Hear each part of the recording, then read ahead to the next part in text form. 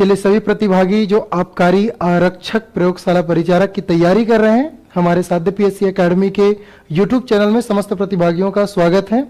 आज का सेशन एक संपूर्ण महामैराथन के रूप में होगा, जो कि प्रयोगशाला परिचारक और कल होने वाले जो आबकारी आरक्षक का एग्जाम है उसके लिए उसके एग्जाम पॉइंट ऑफ व्यू से हम लोग इसके प्रश्न को सेटअप किए गए हैं। हर एक सेक्शन से प्रश्न होंगे, चाहे वो फिजिक्स के हो, चाहे केमिस्ट्री के हो, चाहे बायोलॉजी के हो, चाहे पर्यावरण, आप सबके थोड़े थोड़े क्वेश्चंस आपके सामने संग्रह किया गया है और उम्मीद की जाएगी कि आप कमेंट सेक्शन पे अपने क्वेश्चंस नंबर के साथ आंसर को ABCD करके व्यक्त करें। ठीक है, चलिए वीडियो को जोरों शोरों से लाइक कर देंगे, क्योंकि लाइक करने से मोटिवेशन बना रहता है और बिल्कुल ये सेशन अनवरत रूप से जारी रहेगा। आप सबको बता दूं, साध्य पीएससी एकेडमी का जो यूट्यूब चैनल है वो 1,90,000 स्टूडेंट हो चुके हैं। टारगेट है उसको 2 लाख कंप्लीट करने के। तो जितने भी बच्चे जो चैनल को सब्सक्राइब नहीं किए हो वो बिल्कुल चैनल को सब्सक्राइब कर दो, वीडियो को लाइक कर दो, ताकि जितनी भी वीडियोस है हमारी वो बिल्कुल आपको फ्री में मिल सके। चलिए पहला क्वेश्चन की ओर बढ़ते हैं। बेटा पहला प्रश्न आपके सामने क्या पूछ रहा है? तो पहला प्रश्न आपके सामने ये है कि भारी जल का अणुभार क्या है। आज के प्रश्न आपको अलग अलग एंगल से अलग अलग तरीकों से दिखाई देंगे। आपसे पहला प्रश्न एकदम इजी प्रश्न पूछा गया है, ठीक है, कि आपको बताना है कि भारी जल का सूत्र या अणुभार यहाँ पे क्या है। तो पहले तो इसके लिए भारी जल का आपको फॉर्मूला याद होना चाहिए कि भारी जल का सूत्र क्या है। तो भारी जल का फॉर्मूला क्या होता है? D2O, क्योंकि हमने देखा था कि हाइड्रोजन के 3 समस्थानिक, एक होता है प्रोटियम, ड्यूटेरियम और ट्रिटियम। तो यहाँ पे जो D2O है वो क्या है भाई? ऑक्सीजन। यहां पे ये हाइड्रोजन का दूसरा समस्थानिक, जिसका परमाणु क्रमांक तो 1 होता है, लेकिन परमाणु भार कितना होता है? 2 होता है।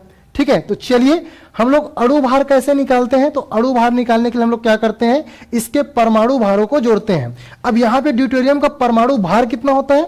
2। चूंकि कितने पार्ट, इसके कितने हिस्से हैं? 2 हिस्से हैं, तो 2 से क्या कर देंगे? गुणा कर देंगे। ऑक्सीजन का परमाणु क्रमांक 8 होता है, लेकिन परमाणु भार कितना होता है? 8 दूने 16, तो यहां पे क्या हो जाएगा? 16। तो चलिए 2 दूने क्या हो जाएगा? 4, और 16 4 कितना हो जाएगा? 20। तो जिन बच्चों का आंसर आ रहा है 20, बिल्कुल करेक्ट आंसर है भाई, ऑप्शन नंबर 4। अगर आपसे यहीं पे H2O का अणुभार पूछ देता, फॉर एग्जांपल मान के चलिए H2O का पूछ दे रहा था, तो H2O का अणुभार कैसे निकालते? तो हाइड्रोजन का परमाणु भार कितना होता है? 1 ही होता है ना। एक्चुअली में हाइड्रोजन का परमाणु भार 1.00003 होता है, लेकिन इसको मोटा मोटी क्या मानते हैं? 1 मानते हैं। कितने से जुड़ा हुआ है? 2 से जुड़ा है, और ऑक्सीजन कितना होता है? 16। तो 1 × 2 कितना हो जाएगा? 2 + 16 = कितना हो जाएगा? 18। तो अगर H2O का पूछता तो कितना होता? 18। लेकिन यहां पे आपसे क्या पूछा गया है? भारी जल का अणुभार पूछा गया, तो कितना हो जाएगा? 20। चलिए अगले क्वेश्चंस की ओर बढ़ते हैं। अगला प्रश्न आपसे क्या पूछ रहा है? अगला प्रश्न आपके कूट वाले प्रश्न। बहुत सारे बच्चों का कमेंट आ रहा था, सर कूट वाले प्रश्न कराइए, कूट वाले प्रश्न कराइए। तो बिल्कुल आज का जो पेपर है वो आबकारी आरक्षक के लिए स्पेशल बनाया गया है, हालांकि प्रयोगशाला परिचारक के लिए भी काम आएगा। तो कथन 1 आपसे पूछ रहा है भाई, और कथन 1 क्या दिया है?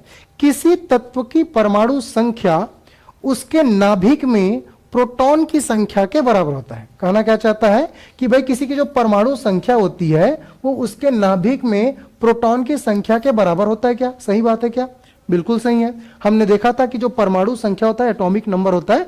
जैसे कि हाइड्रोजन का परमाणु क्रमांक कितना? 1, ऑक्सीजन का परमाणु क्रमांक कितना? 8, कार्बन का परमाणु क्रमांक कितना? 6। तो ये क्या दिखाता है? ये दिखाता है कि नाभिक में उतने प्रोटॉन है।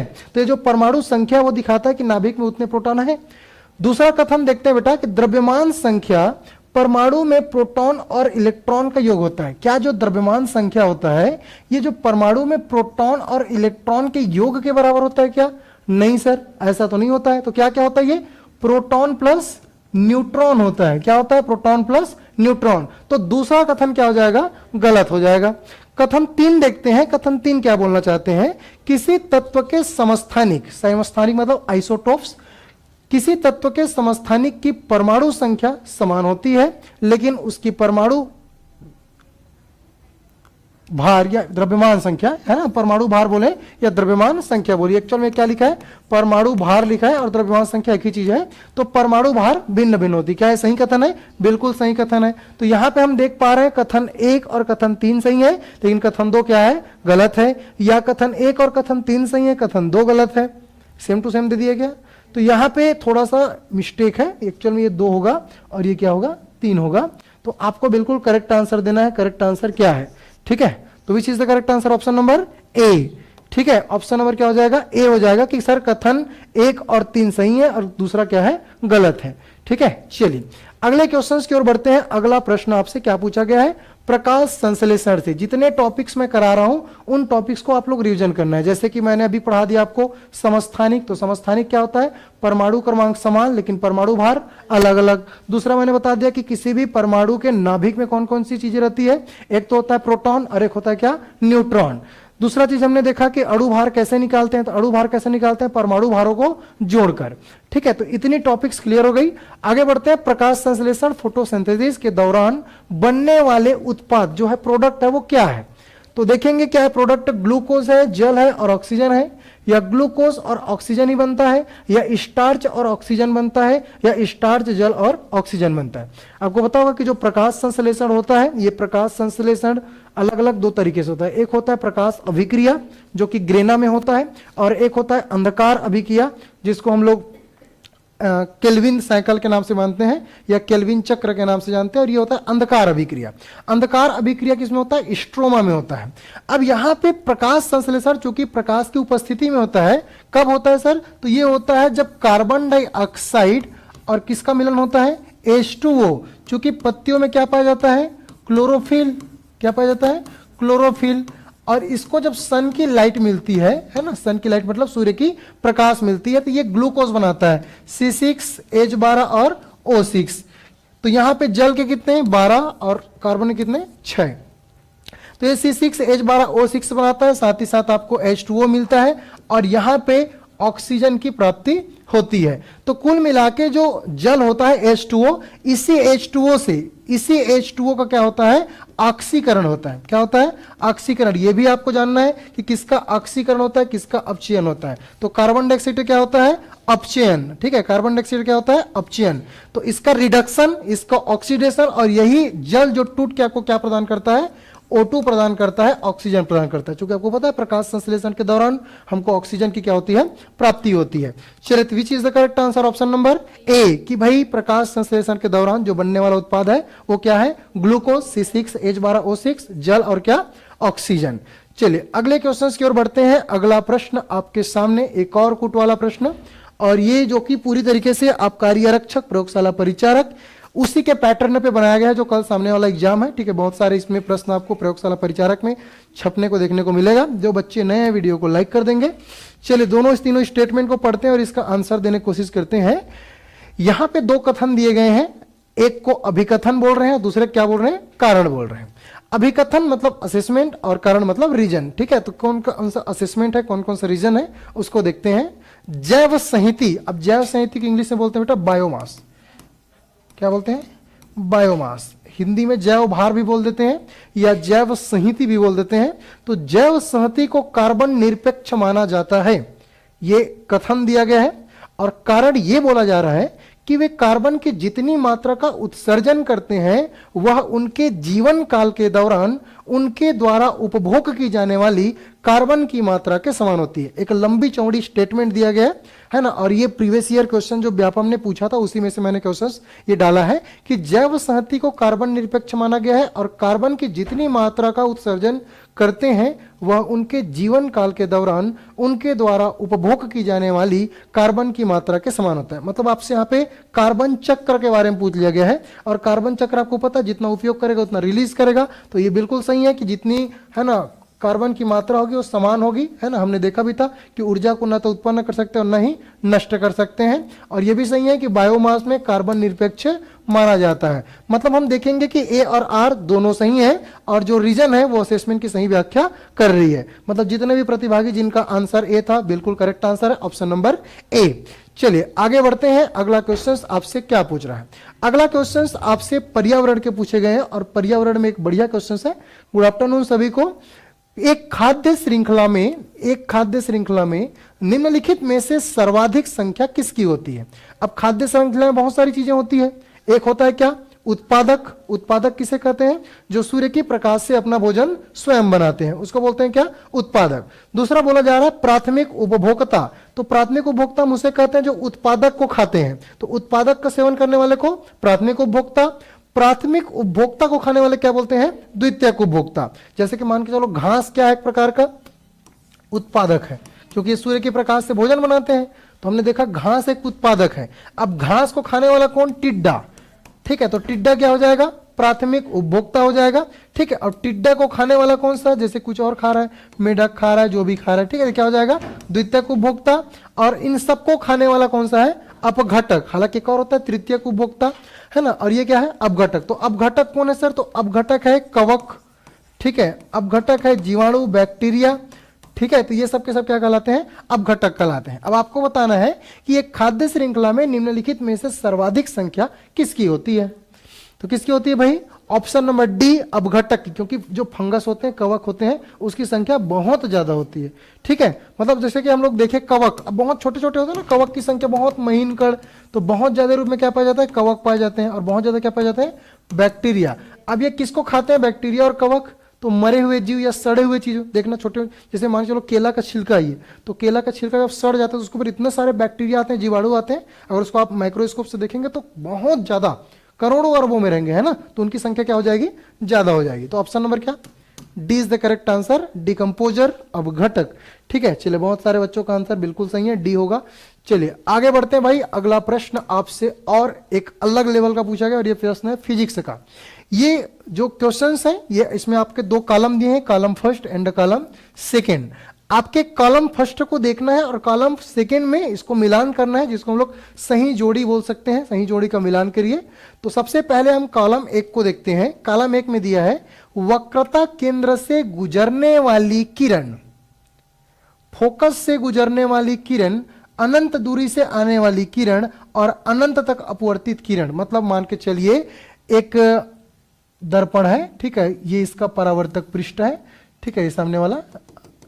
चलिए अब हम इसमें अलग अलग आपको मैंने बताया था, थोड़ा सा और जान लेते हैं आज। ठीक है, जो दर्पण के बीच से सीधी रेखा गुजरती है, ठीक है, ये दर्पण के बीच से कौन सी रेखा गुजर रही है? सीधी रेखा गुजर रही है। इसको बोलते हैं मुख्य रेखा या मुख्य अक्ष। क्या बोलते हैं? मुख्य अक्ष। तो नाम भी जानना जरूरी है, ठीक है, क्योंकि परिभाषा आपको डायरेक्ट पूछ सकता है, व्यापम। तो जो दर्पण के बीचों बीच सीधी रेखा को क्या बोलते हैं? मुख्य अक्ष। मुख्य अक्ष जहां दर्पण का सेंटर बिंदु उसको बोलते हैं पोल। क्या बोलते हैं? पोल। हिंदी में बोलते हैं क्या? ध्रुव। तो ये लाइन कौन सा है? मुख्य अक्ष।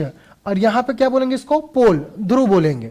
ठीक है, ये मान के चलो एक गोला होगा, ठीक है, क्या होगा? गोला होगा। अब जब गोला होगा तो इसकी क्या होगी? वक्रता केंद्र भी होगी, सेंटर भी होगी ना, कोई ना कोई तो सेंटर होगा। तो ये क्या हो गया? वक्रता केंद्र, सेंटर सी। ठीक है, ये हो गया इसका फोकस। क्या हो गया?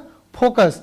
अब इधर कहीं से भी जा रहा है वो अनंत होगा। क्या हो जाएगा? अनंत होगा। तो आपसे पूछ रहा है कोई अनंत दूरी से आने वाली किरण कहां पे उसका वो कैसे करेगा, या फिर वक्रता केंद्र से गुजरने वाली किरण कैसे करेगी।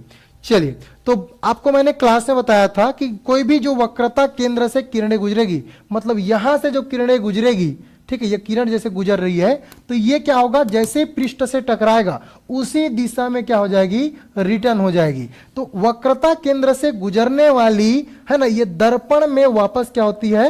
लौट जाती है। तो कहीं फर्स्ट का डी दिख रहा है क्या? Yes sir. तो फर्स्ट का डी यहां दिख रहा है और यहां दिख रहा है, तो मतलब ऑप्शन नंबर ये नहीं हो सकता और ये नहीं हो सकता। दूसरा एक और भयंकर स्टेटमेंट है कि अनंत दूरी से आने वाली किरण, अनंत दूरी से आने वाली किरण कहां पे फोकस होती है? फोकस पर। ठीक है, जो अनंत दूरी से आता है उस कहां पे फोकस होता है? फोकस पर। मतलब जैसे कि अनंत दूरी से कहीं से भी आ रहा है, मान के चलो इधर से आ रहा है, ये चला गया ये, अब ये कहां जाएगा? फोकस से। कहां जाएगा? ये चूंकि ये क्या है? फोकस है।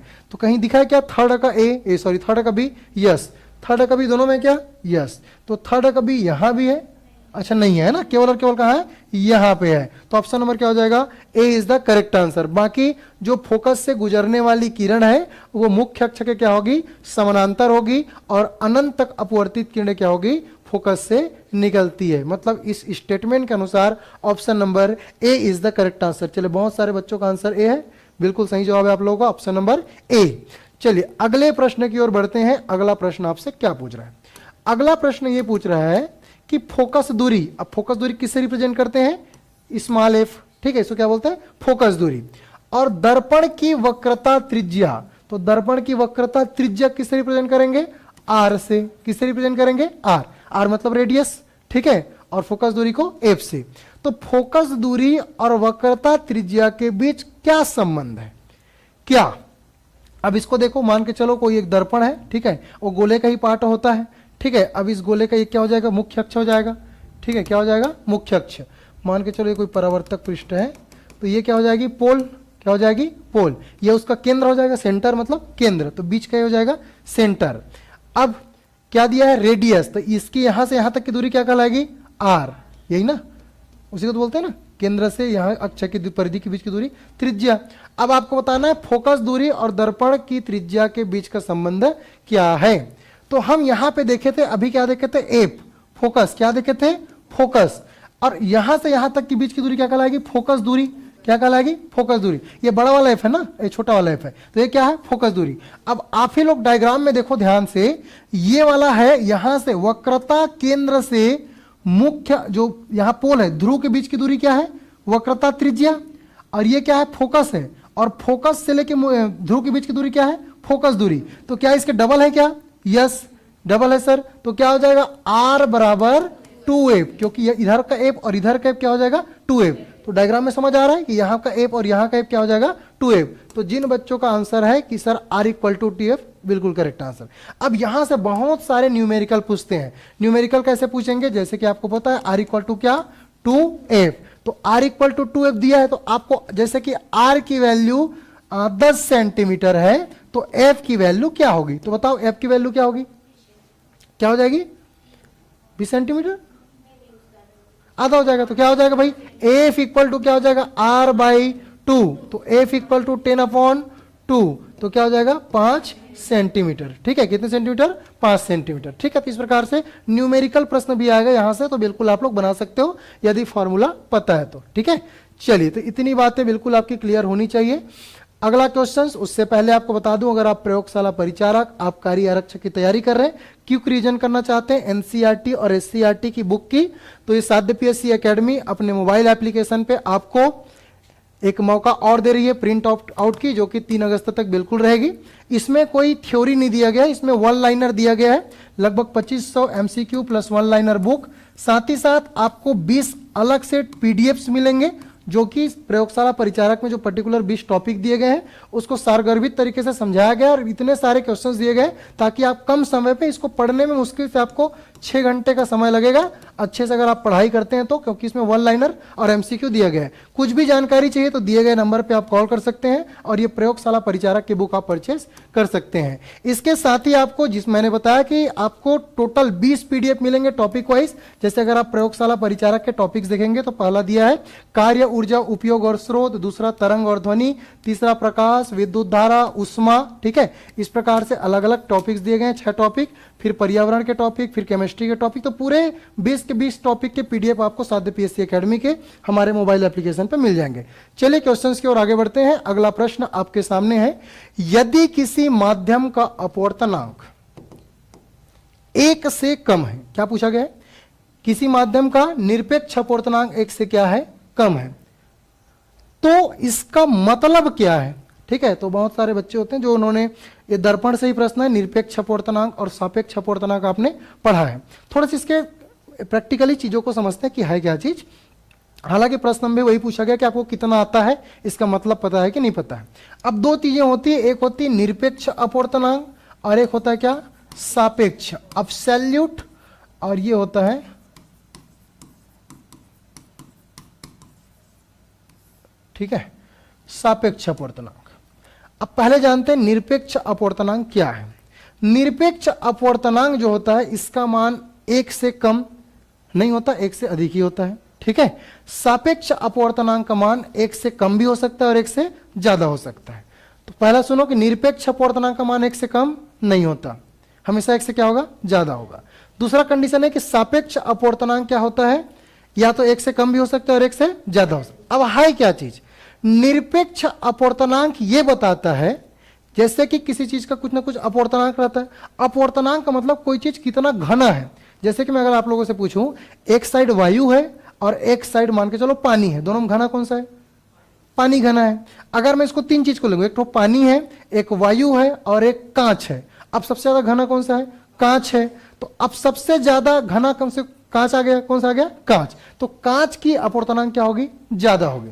अब निरपेक्ष अपवर्तनांक क्या बताता है, निरपेक्ष अपवर्तनांक बताता है कि उसकी निर्वात की तुलना में गति कैसे होगा। अब आप ही लोग सोचो कि घन में ज्यादा गति कर सकते हो कि जहां पे रेयर विरल रहेगा वहां पे गति करोगे।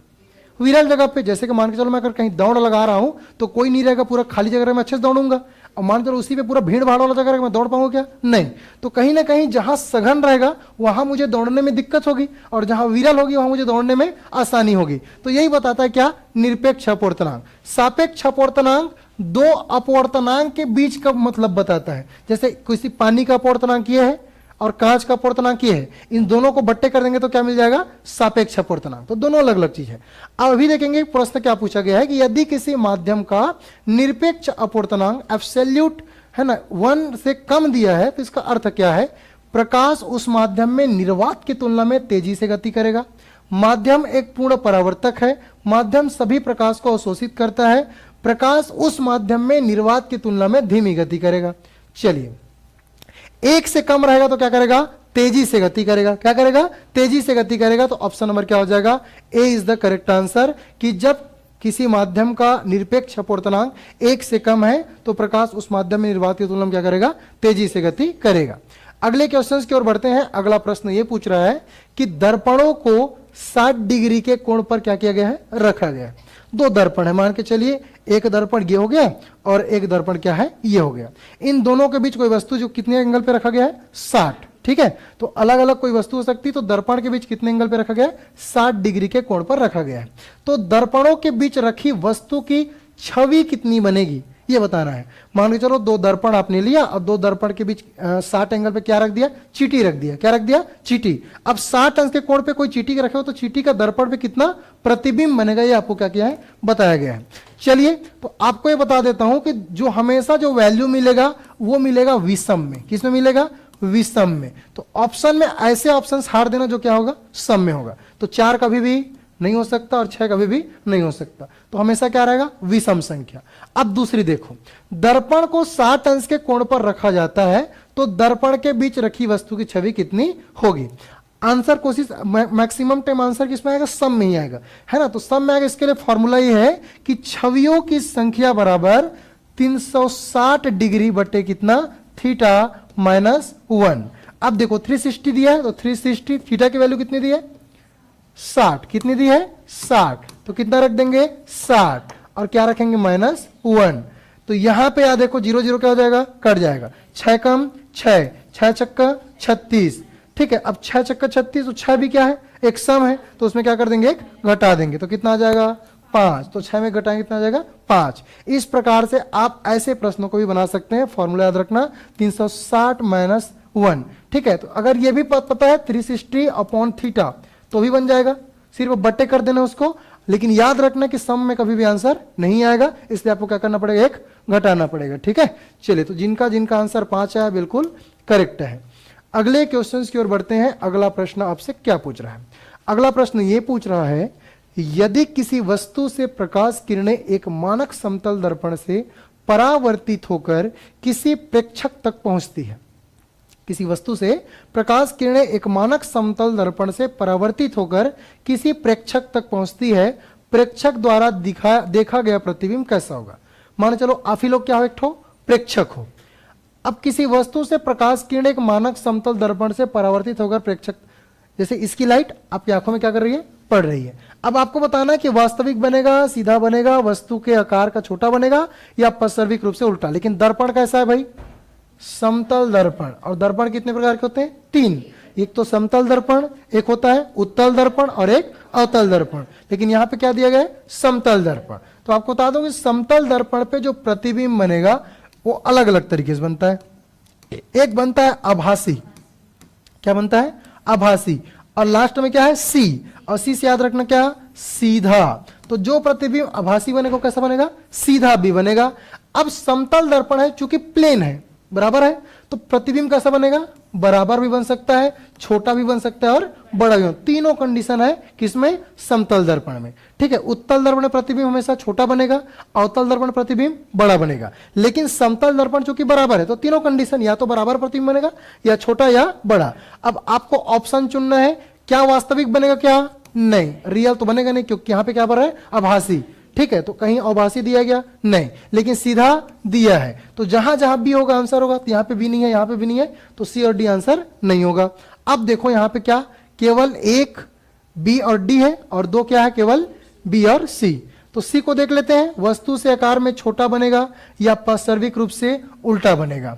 ठीक है, अब दोनों कंडीशन पॉसिबल है, पार्श्विक रूप से छोटा ही बनेगा और पार्श्विक रूप से उल्टा। अच्छा, यहां पे एक चीज दिया गया है, पार्श्विक रूप से उल्टा मतलब अंशतः उल्टा, तो कंडीशन इस वर्ड में है, ये वर्ड में मैंने बताया कि उल्टा भी बन सकता है, सीधा भी बन सकता है और बराबर भी बन सकता है। तो ये क्या दिया है, पार्श्विक, तो चांस है उल्टा भी बनने का बोल रहे हैं, तो सही है क्या हो जाएगा, ऑप्शन नंबर डी। तो जिनका जिनका आंसर ऑप्शन नंबर 1 है, करेक्ट आंसर हो जाएगा बी और डी। ठीक है, तो याद रखना, आभासी प्रतिबिंब बनता है, सीधा बनता है, उल्टा, सीधा और क्या बनेगा, बराबर बनेगा। किस कौन से कंडीशन में, जब दर्पण समतल दर्पण हो। चलिए आगे बढ़ते हैं। बिजली के उपकरणों में प्रयुक्त फ्यूज तार, फ्यूज तार किससे बना होता है। ठीक है, ये पूछा गया है कि फ्यूज तार किससे बना होता है। फ्यूज वायर मतलब समझिए, जैसे कि लाइट आती है कि ऊपर नीचे हो जाता है ना, तो फिर फट से गिर जाता है, तो फ्यूज तार किसके बने होते हैं, उसी को आपसे पूछा गया है। क्या शुद्ध जिंक के बने होते हैं, या शुद्ध प्लम्बम शीशा के बने होते हैं, शीशा और टिन का मिश्र धातु होता है, या शीशा और जस्ता का मिश्र धातु होता है। ये क्वेश्चंस कई बार मैंने क्लास में किया है, बिल्कुल आप लोग सभी बताएंगे। ठीक है, कि भाई किसके किसके बने होते हैं। चलिए, जितने बच्चे जो नए जुड़ रहे हैं वीडियो को बिल्कुल लाइक कर देंगे, क्योंकि लाइक करने से मोटिवेशन मिलता रहता है। ठीक है, और ये हमारी जो श्रृंखला है पूरी 3 अगस्त तक चलेगी, मतलब 3 अगस्त में मतलब पेपर है जो प्रयोगशाला परिचारक।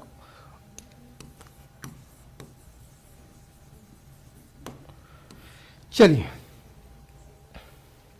बताइए, शुद्ध जस्ता, शुद्ध शीशा, शीशा टीन, और इसको मैंने मिश्र धातु में आपको बताया था कि जो फ्यूज तार बनते हैं वो शुद्ध जस्ता के नहीं बनेंगे, मिश्र धातु के बनते हैं, तो शुद्ध तो बिल्कुल नहीं होगा। ठीक है, क्योंकि यहां पे मिश्र धातु का उपयोग करते हैं। तो 2 ऑप्शन एग्जाम में क्या करना है, आपसे हट जा रहा है, एलिमिनेट।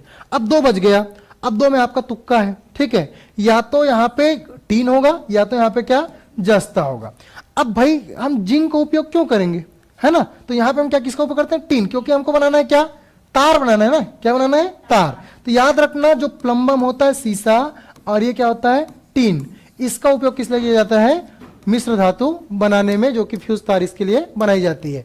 तो शीशा और टीन दोनों को याद रखना, शीशा और टीन मिला के बनाया जाता है फ्यूज तार। और ये जो फ्यूज तार होता है, इसके बारे में और बता दूं, जो फ्यूज तार होता है ये उच्च प्रतिरोध वाले होते हैं। कैसे होते हैं, उच्च प्रतिरोध, लेकिन इसका गलनांक कैसा होता है, कम। तो गलनांक होता है बहुत कम। तो इतनी बातें आपको याद रखनी है कि फ्यूज तार का जो प्रतिरोध होता है सर वो बहुत ज्यादा होता है, और फ्यूज तार का जो गलनांक होता है क्या होता है, कम होता है। क्या हो गया, बढ़ाना है। चलिए ठीक है, अगले क्वेश्चन की ओर बढ़ते हैं। अगला प्रश्न आपसे क्या पूछ रहा है, अगला प्रश्न आपसे पूछ रहा है भाई, बहुत इंपॉर्टेंट क्वेश्चन, इसको हमने कल ही क्लास में पढ़ा था।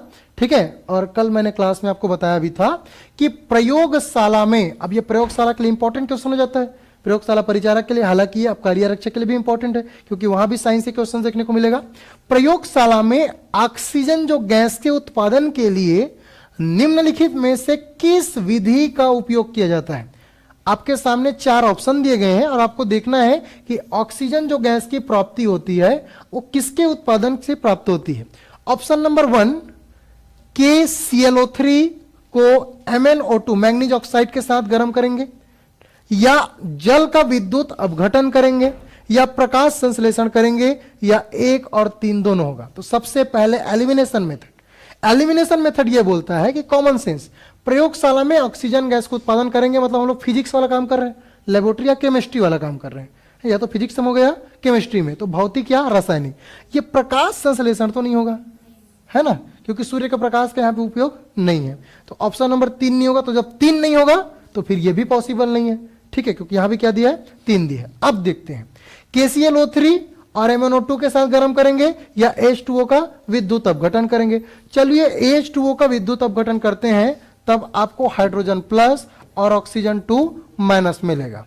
ठीक है, और हमको क्या चाहिए, O2 चाहिए। क्या चाहिए, O2 चाहिए। तो ये विद्युत अपघटन भी पॉसिबल नहीं है। तो बच गया क्या, ये बच गया पोटेशियम पैरामैग्नेट को गर्म करेंगे। ठीक है, तो मैंने बताया था क्लास में पोटेशियम पैरामैग्नेट के MnO4 इसको हाई टेम्परेचर पे क्या करेंगे, गर्म करेंगे, तब आपको क्या प्राप्त होता है, ये है ना, इसके साथ H2O और किसकी प्राप्ति होती है, ऑक्सीजन गैस की प्राप्ति होती है।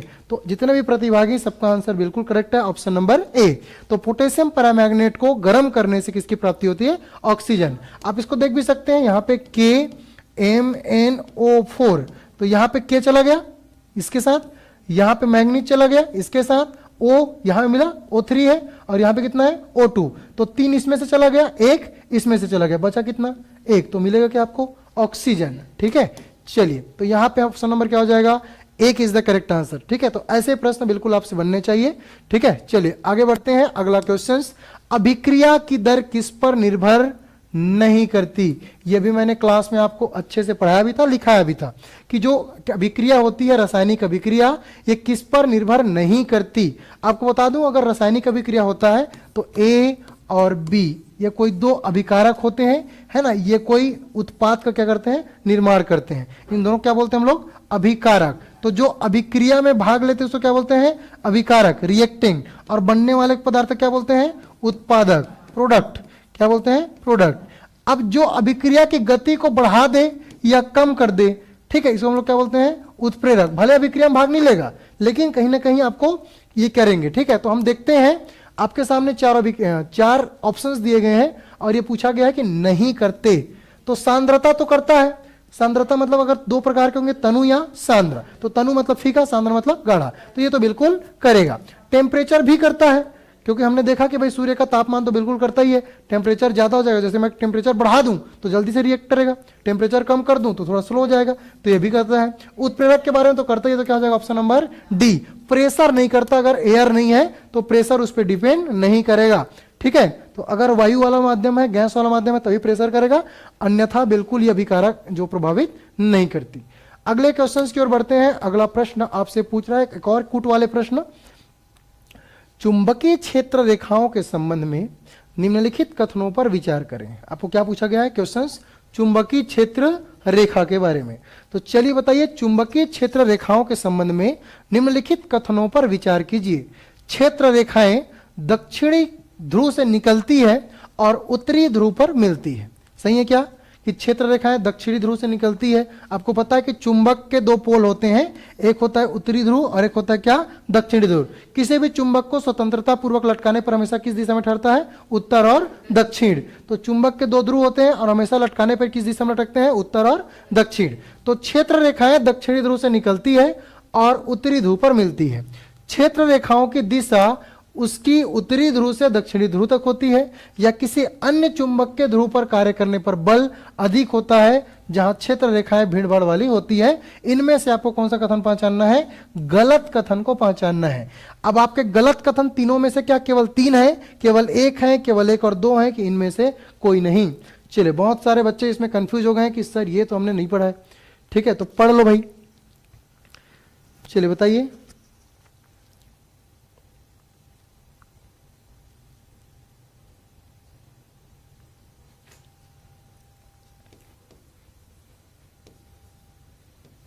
ये ध्रुव हो गए, एक नॉर्थ पोल एक और साउथ पोल। ठीक है, नॉर्थ पोल और साउथ पोल। यहां से निकलेगी और यहां क्या होगी, जाएगी, यहां से निकलेगी और यहां जाएगी, लेकिन चुंबक के अंदर साउथ से कहां जाएगा, नॉर्थ जाएगा। अब स्टेटमेंट देखते हैं। क्षेत्र रेखाएं दक्षिणी ध्रुव से निकलती है और उत्तरी ध्रुव पर क्या होती है, मिलती है।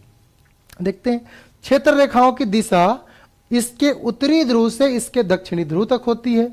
किसी अन्य चुंबक के ध्रुव पर कार्य करने वाला बल अधिक होता है जहां ये क्षेत्र रेखाएं भीड़ भाड़ वाली होती है। चलिए, बहुत सारे बच्चों का आंसर मैं देख पा रहा हूं, B B B B B. कुछ बच्चे बोल रहे हैं सर ऑप्शन नंबर 1, मतलब ओनली 1 रॉन्ग। ठीक है, चलिए बहुत बढ़िया। ठीक है, बहुत बढ़िया, बिल्कुल करेक्ट आंसर है भाई सबका। ठीक है, ऑप्शन नंबर क्या हो जाएगा, ऑप्शन नंबर आपका 3rd, मतलब सही स्टेटमेंट है कि किसी अन्य चुंबक के ध्रुव पर कार्य करने वाला बल अधिक होगा जहां क्षेत्र भीड़ भाड़ वाली रेखाएं होंगी। तो हमने देखा था डायग्राम में कि भाई सीधी समझ आ रही थी कि जो नॉर्थ पोल और क्या होता है, साउथ पोल, और यहां नॉर्थ पोल से क्या होगी, निकलेगी और कहां जाएगी, साउथ पोल। जबकि यहाँ पे क्या दिखा है, दक्षिणी ध्रुव से निकलेगी और उत्तरी ध्रुव की ओर जाएगी। तो बिल्कुल कथन गलत है। ठीक है, तो यहाँ पे कथन एक क्या हो जाएगा, गलत है। ठीक है, कथन एक क्या हो जाएगा, गलत है। क्षेत्र रेखाओं की दिशा इसके उत्तरी ध्रुव से दक्षिणी ध्रुव तक होती है, तो क्षेत्र रेखाओं की दिशा इसके उत्तरी ध्रुव से दक्षिणी ध्रुव तक होती है। अब ये क्षेत्र रेखा की दिशा पूछा गया है, तो डायरेक्शन यहां से यहां क्या होती है, दक्षिणी ध्रुव से उत्तरी ध्रुव की ओर होती है। तो दूसरा वाला कथन भी क्या हो जाएगा, गलत। मतलब ऑप्शन नंबर क्या हो जाएगा, केवल 3 सही है। मतलब ये दोनों क्या है, सही है। मतलब ये वाला बिल्कुल सही कथन है और ये दोनों क्या है, गलत कथन है, क्योंकि आपसे पूछा क्या है, गलत कथन। चलिए अगले क्वेश्चन की ओर बढ़ते हैं। एसी को डीसी में परिवर्तित करने के लिए किसका उपयोग किया जाता है। अब एसी डीसी क्या है, एसी क्या है भाई, एसी है अल्टरनेटिव करेंट, है ना, प्रत्यावर्ती धारा। अब ये प्रत्यावर्ती धारा को डीसी मतलब क्या, डायरेक्ट करेंट, हिंदी में बोलते हैं क्या, दिष्ट धारा।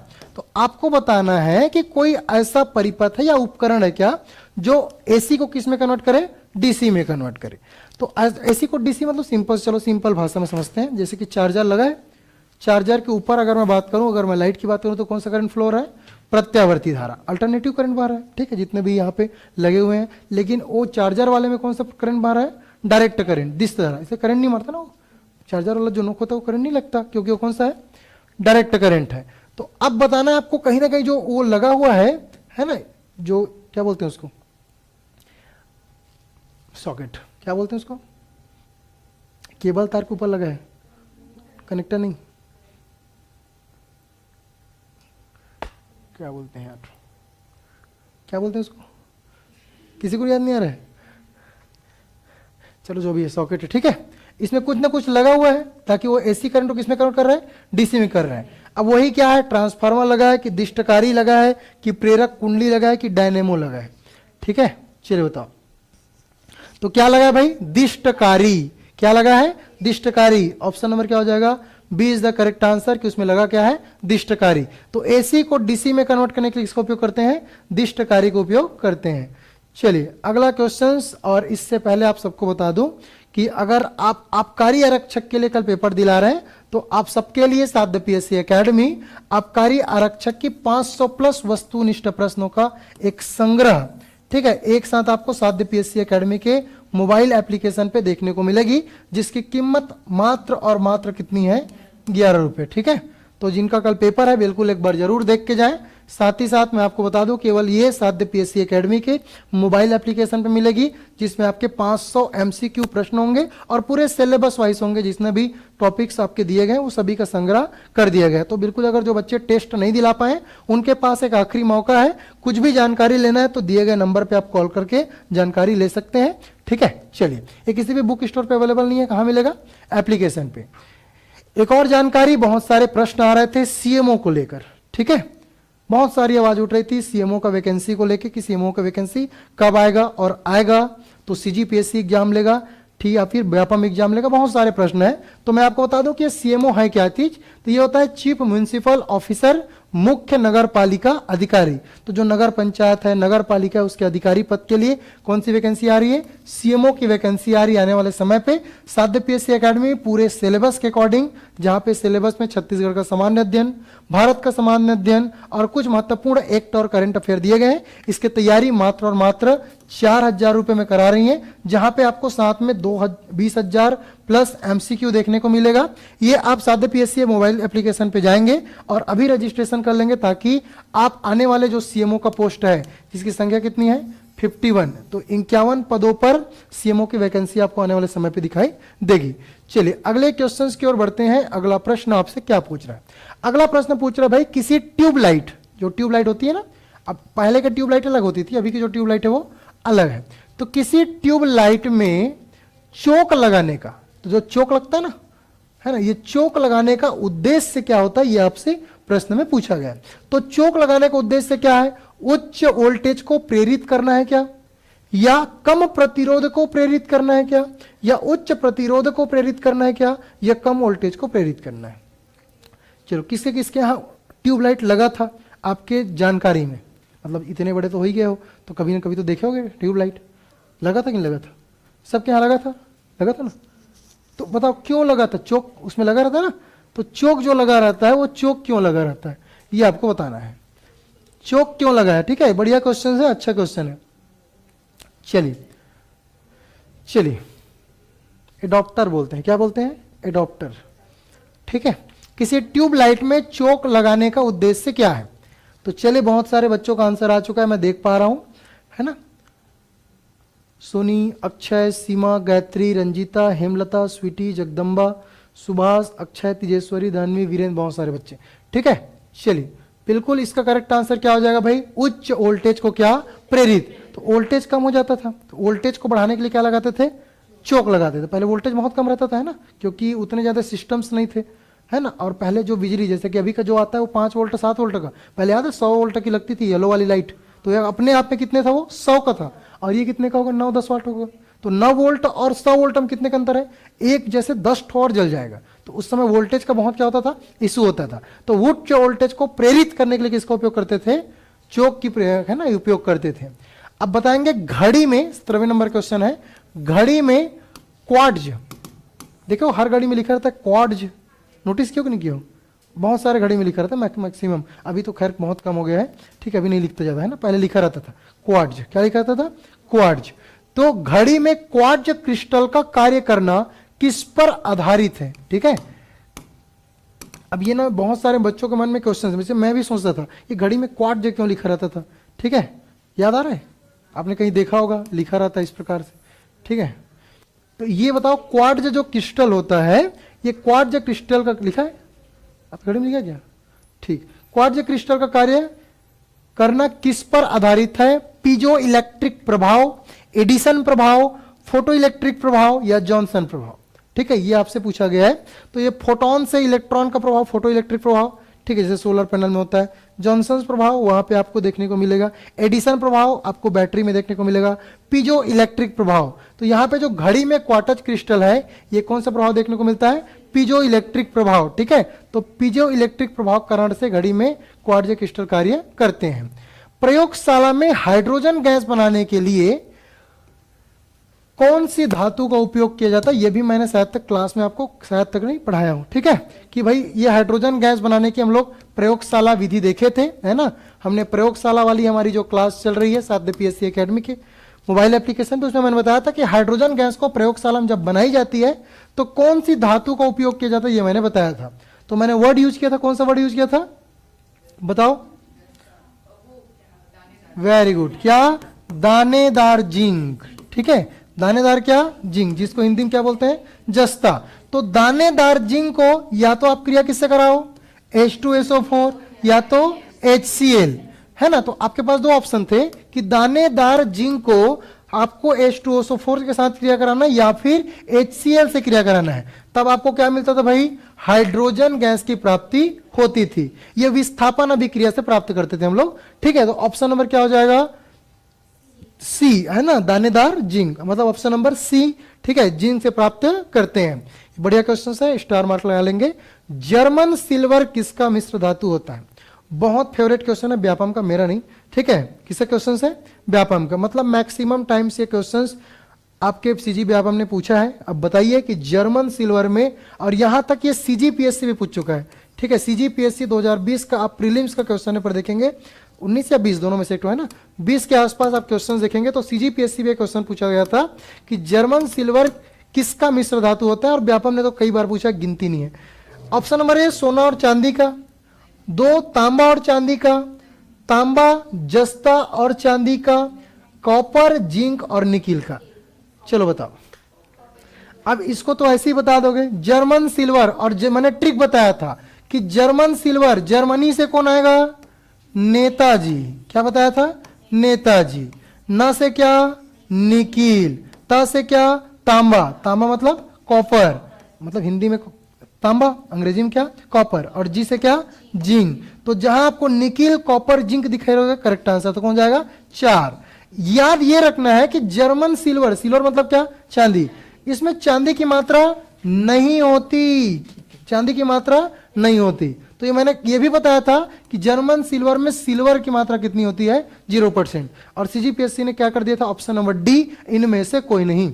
ठीक है, तो ऑप्शन नंबर उसमें ये पूछा गया था कि जर्मन सिल्वर में सिल्वर की परसेंटेज कितनी होती है, 5%, 10%, 50% और इनमें से कोई नहीं।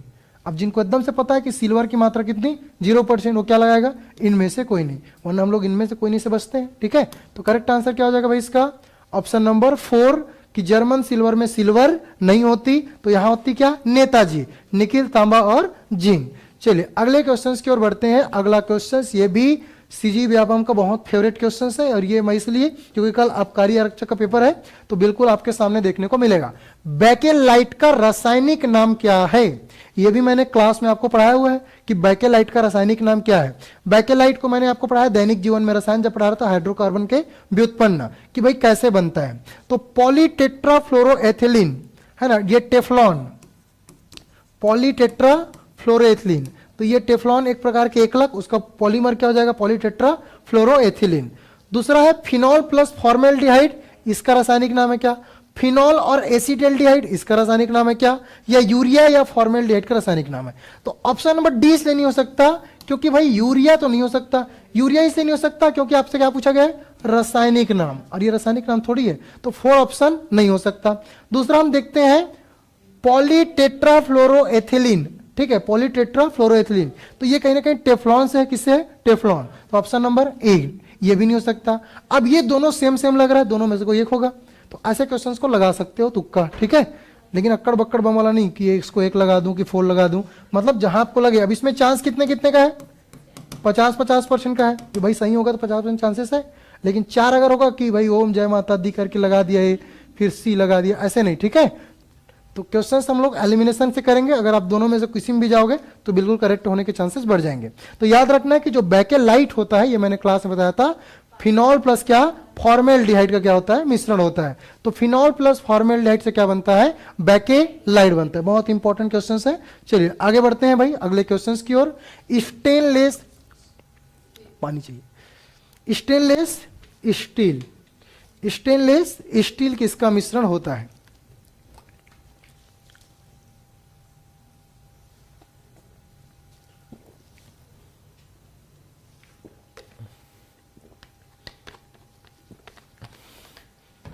चलिए बताइए भाई, स्टेनलेस स्टील।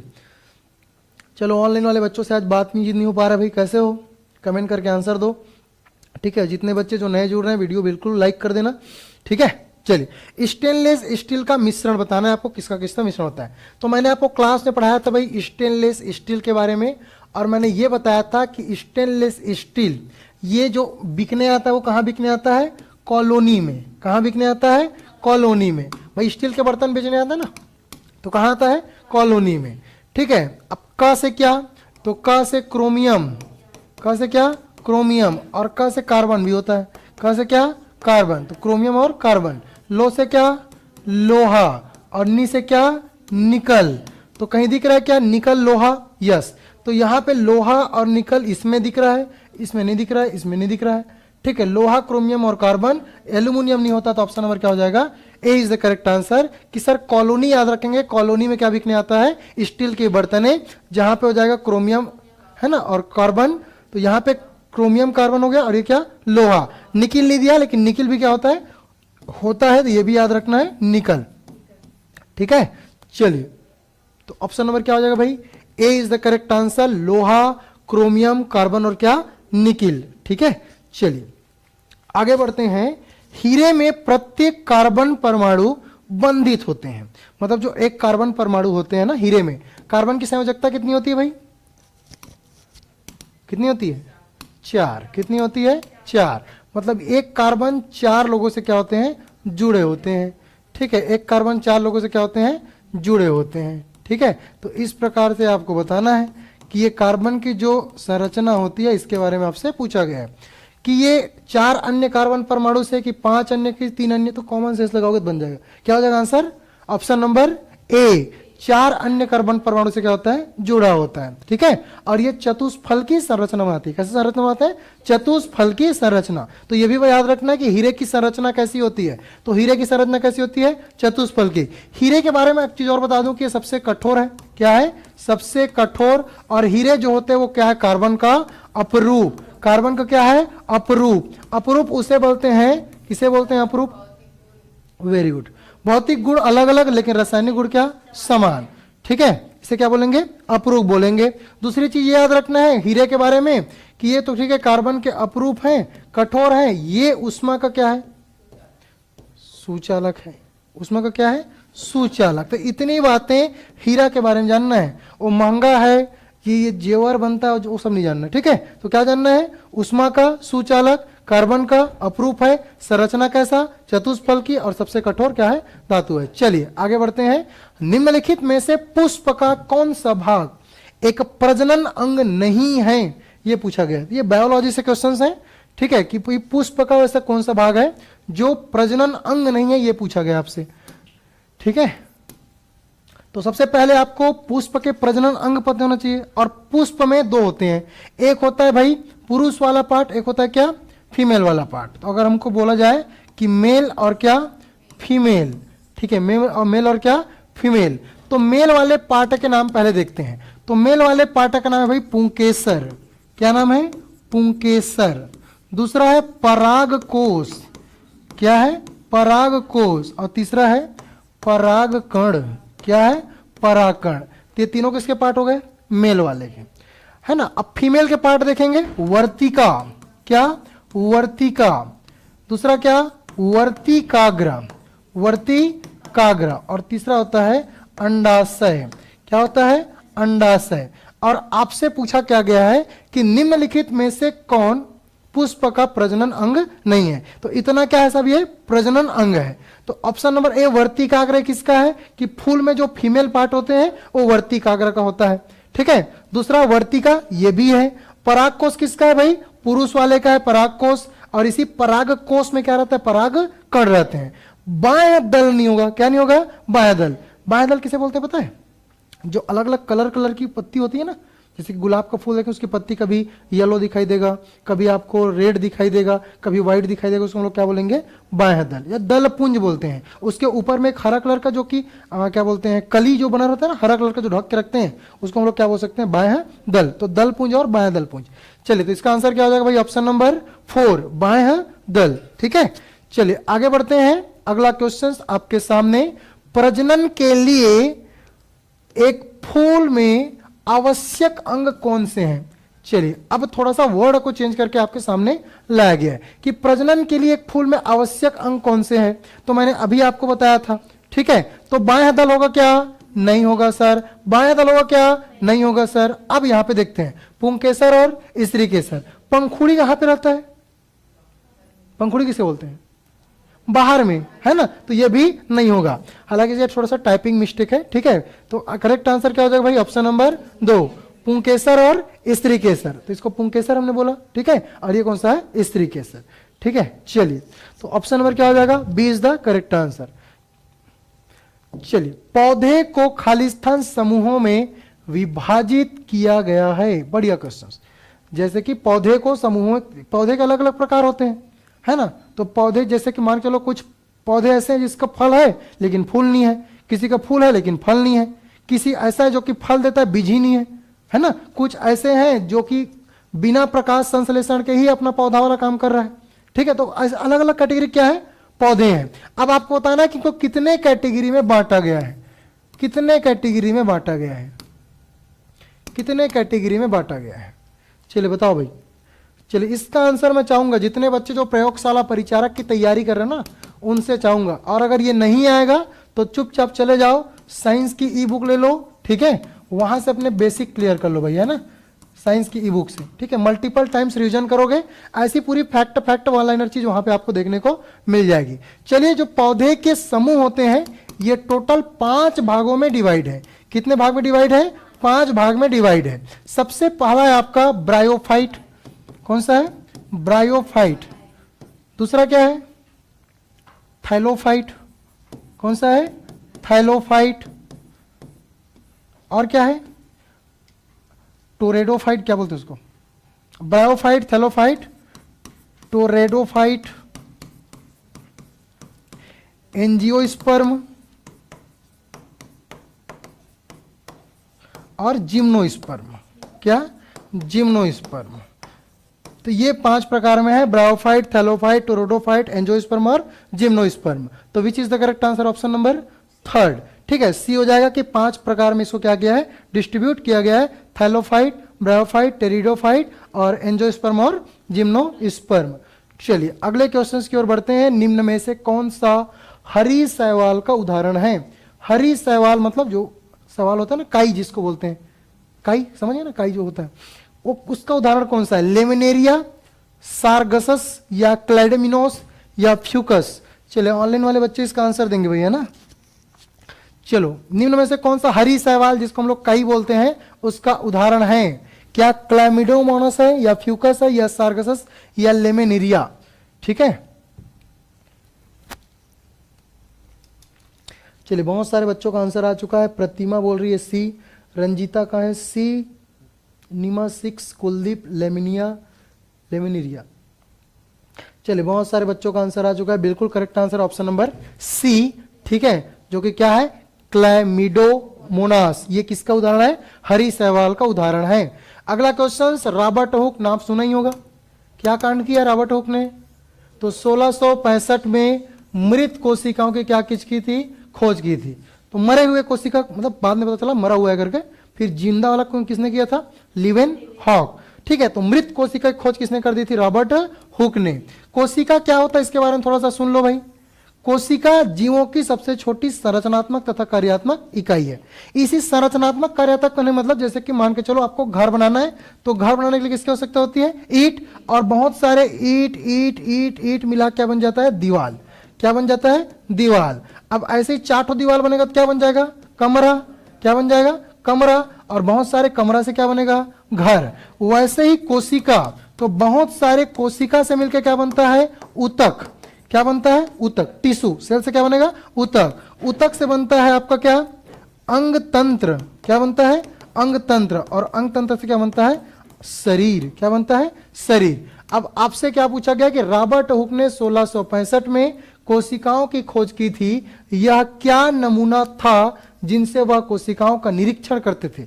मतलब आपसे यह पूछा गया, थोड़ा सा प्रयोगशाला परिचारक वाले क्वेश्चंस इसमें डाले गए हैं। ठीक है, तो बिल्कुल आपको बताना, बेसिक चीज तो मैं बता ही दिया हूं कि कोशिका खोज किसने की थी? Robert Hooke. अब आपको प्रयोगशाला वाला पेपर में से डायरेक्ट थोड़ी देगा कोशिका खोज किसने की थी। ठीक है, आपसे इस टाइप के पूछेगा कि लैब में जब वो कार्य कर रहे थे तो नमूना क्या लिया था, उस नमूने को बताना है। ठीक है, कैसे निरीक्षण किया उसको आपको बताना है। तो ऑप्शन नंबर ए, फ्लोएम, कॉर्क, आरबीसी या प्लेटलेट्स। चलिए बहुत सारे बच्चों का आंसर आ रहा है। प्रतिमा का आ गया है। ठीक है, डेट सेल में किया है, बहुत बढ़िया। C option, RBC. आरबीसी मतलब समझते हो? Red blood carpals. तो रेड ब्लड कार्पल्स जीवित रहता है, उसको नहीं ले सकता। ठीक है, तो क्या हो जाएगा? Option number B, cork. क्या लिया था? कॉर्क। तो कॉर्क में उन्होंने क्या किया था? निरीक्षण किया था नमूना लेकर। चलिए, भारत के राष्ट्रीय पुष्प, तो जिनको नहीं पता होगा तो पहले ये जान लो कि भारत का राष्ट्रीय पुष्प कौन है भाई? कौन है?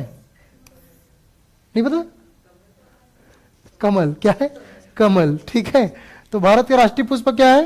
कमल। अब इसका वैज्ञानिक नाम पूछा गया है, नेलिम्बो न्यूसीफेरा, टैगेट इरेक्टा, लिलियम मैकलिनिया या सौसूरा ओबालता।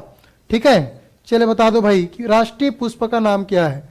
ठीक है, भारत का राष्ट्रीय पुष्प का वैज्ञानिक नाम ये तो पता होना चाहिए ना, एटलीस्ट राष्ट्रीय पशु का नाम, राष्ट्रीय पक्षी, दुनिया भर का जो भी चीजें हैं एटलीस्ट ये तो पता होना चाहिए उसका वैज्ञानिक नाम। ठीक है, अब वैज्ञानिक नाम क्या होता है सर? अब वैज्ञानिक नाम ऐसा है कि जैसे कि मान के चलो किसी चीज को अलग अलग जगह अलग अलग बोला जाता है। आपको पता है कि इस लाइट को कई जगह लट्टू बोला जाता है, कई जगह बिजली बोलते हैं, कई जगह लाइट बोलते हैं, कहीं कुछ और बोलता होगा, हमको नहीं पता।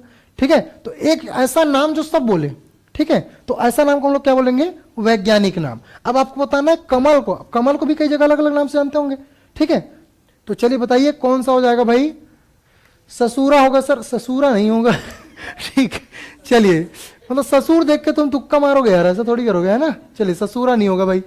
चलिए नहीं होगा भी नहीं बोलूंगा, आप लोग को बताना है। ठीक है, चलिए बिल्कुल करेक्ट आंसर है। ठीक है, नेलिम्बो न्यूसीफेरा। ठीक है, ये option number A is the correct answer. जो हमारा कमल है राष्ट्रीय पुष्प, और इस कमल का जो वैज्ञानिक नाम है वो क्या हो जाएगा? नेलिम्बो न्यूसीफेरा। तो याद रखना, भूलना नहीं है। कमल का रासायनिक नाम क्या है? नेलिम्बो न्यूसीफेरा। ठीक है, चलिए नेलुम्बो। क्या? नेलुम्बो। चलिए आगे देखते हैं भाई, टच मी नॉट। ठीक है, वेरी इंपॉर्टेंट क्वेश्चंस।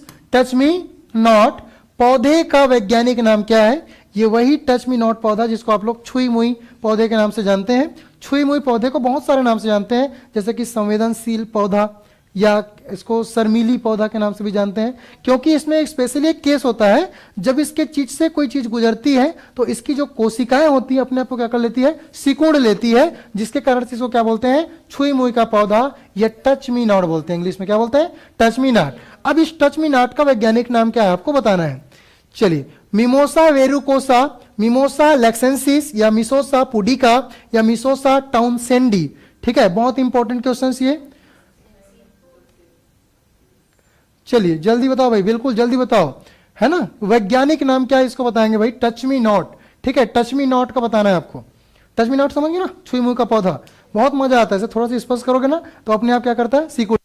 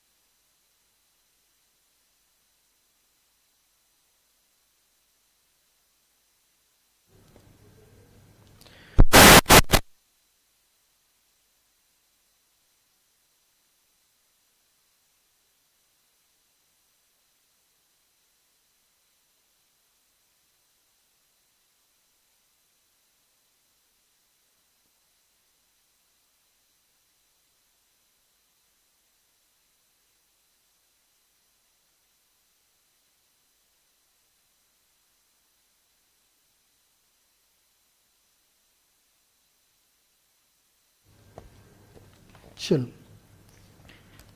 अभी आ रहा है भाई आवाज। चलिए स्टार्ट करें। चलो जितने लोग नए नए जुड़ रहे हो बिल्कुल लाइक कर देना, नए हो तो चैनल को सब्सक्राइब कर देना। इसका क्या हो जाएगा, टच मी नॉट का option number C, Mimosa pudica. क्या हो जाएगा, मिमोसा पुडिका। चलिए आगे बढ़ते हैं। टच मी नॉट के बाद अगला क्वेश्चन, मटर। क्या, मटर। आपको पता है कि जो ग्रेगर जोहान मेंडल थे, क्या नाम था, ग्रेगर जोहान मेंडल। ठीक है, तो जो मेंडल साहब थे उन्होंने सबसे पहले मधुमक्खी को लिया। किसको लिया, मधुमक्खी, एक्सपेरिमेंट करने के लिए। कौन सा एक्सपेरिमेंट, अनुवांशिकता। किसको, अनुवांशिकता। तो अनुवांशिकता के जनक कौन भाई, ग्रेगर जोहान मेंडल। तो फादर ऑफ जेनेटिक्स कौन, ग्रेगर जोहान मेंडल। इस मेंडल साहब ने सबसे पहले मधुमक्खियों पर एक्सपेरिमेंट किया, लेकिन मधुमक्खी क्या होती थी, इधर उधर उड़ के भाग जाती थी। अब ऐसा कोई जीव चाहिए जो रुके रहे और जिसकी जीवन शैली बहुत लगातार कंटिन्यू होती रहे। तो उन्होंने क्या किया, बहुत सारे क्वालिटी देख के किसको चुन लिया, मटर को चुन लिया। और मटर में उन्होंने 7 विपरीत लक्षणों को देखा। कितने विपरीत लक्षणों को, 7 जोड़ी। कितने जोड़ी, 7 जोड़ी। हालांकि देखे तो पूरे 14 थे, कितने देखे थे, 14, लेकिन अगर विपरीत जोड़ी बोलेंगे कितने, 7। ठीक है, अब इन मटर का वैज्ञानिक नाम क्या है इसलिए पूछा गया है ना। तो मटर के वैज्ञानिक नाम क्या है भाई आपको बताना है, पाइसम सेटाइवम, या पाइसम ओडोटेरम, या पाइसम इंडिका, या पाइसम वल्गेयर। तो बहुत सारे प्रश्न आपसे पूछ रहे हैं। ठीक है, चलिए बताइए भाई। तो मटर के बारे में आपको मैंने 4 फैक्चुअल चीजें बता दिया, इससे संबंध करके ग्रेगर जोहान मेंडल जी, जिसको फादर ऑफ क्या बोलते हैं, अनुवांशिकता। अनुवांशिकता जनक कौन, ग्रेगर जोहान मेंडल। सबसे पहले किस पे एक्सपेरिमेंट, मधुमक्खी, लेकिन मधुमक्खी क्या होती थी, इधर उधर उड़ जाती थी, इसलिए क्या लिया उन्होंने, मटर। ठीक है, तो मटर लिया, उद्यान मटर, जिसका नाम क्या था, पाइसम सेटावियम।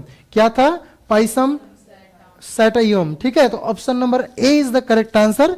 और ये जो ग्रेगर जोहान मेंडल थे, उन्होंने 3 बहुत महत्वपूर्ण नियम दिए हैं, और ये 3 महत्वपूर्ण नियम मैं जब चैप्टर वाइज आपको कराऊंगा, एमसीक्यू सीरीज है ना, तो उसमें बिल्कुल आपको बताऊंगा कि कौन कौन से 3 नियम दिए थे, ठीक है।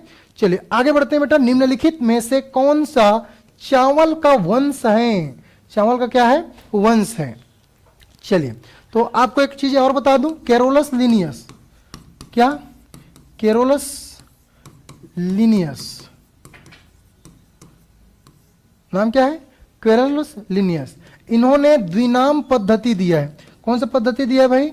द्विनाम पद्धति, ठीक है। कौन सा पद्धति? द्विनाम पद्धति। मेरे राइटिंग को क्या हो गया है, ठीक है, द्विनाम पद्धति। अब ये द्विनाम पद्धति दिया तो इसने बताया है कि एक होगा वो क्या होगा? वंश, और दूसरा क्या होगा? जाति। एक होगा वंश और एक क्या होगा? जाति। अब आपको बताना है कि चावल किस वंश के हैं, चावल किस वंश के हैं, ये आपको बताना है। चलिए क्या होगा बताओ?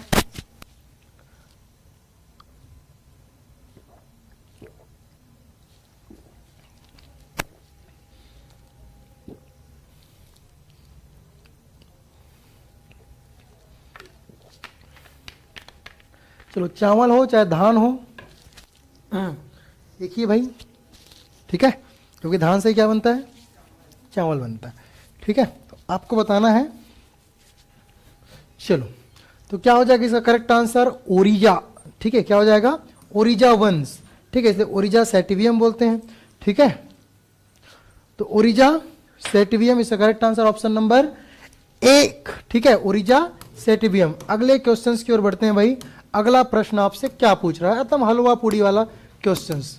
अब ये नहीं जानोगे तो छोड़ देना प्रयोगशाला परिचारक और आप करियर रक्षक की तैयारी करना, ठीक है। और प्रश्न ये है आपसे, प्रश्न ये पूछा गया है कि मनुष्य का वैज्ञानिक नाम क्या है? बहुत इजी प्रश्न है, हलवा पूड़ी वाला है ना, ठीक है। मतलब कम से कम अपना वैज्ञानिक नाम तो जानना जरूरी है ना। लेकिन क्वेश्चन मैं पूछ रहा हूं आप लोगों से कि जैसे कि आप सब बता रहे हैं क्या, होमो और सेपियंस, इसमें वंश कौन है ये बताना है आपको। वंश कौन सा है, होमो है कि सेपियंस है? वंश, दो चीज होता है, वंश होता है एक जाति, या जाति या वंश। तो इसमें से वंश कौन है वो आपको बताना है। कमेंट सेक्शन में इसका आंसर चाहूंगा, जितने बच्चे जो जुड़े हुए हैं सभी इसका आंसर देंगे भाई।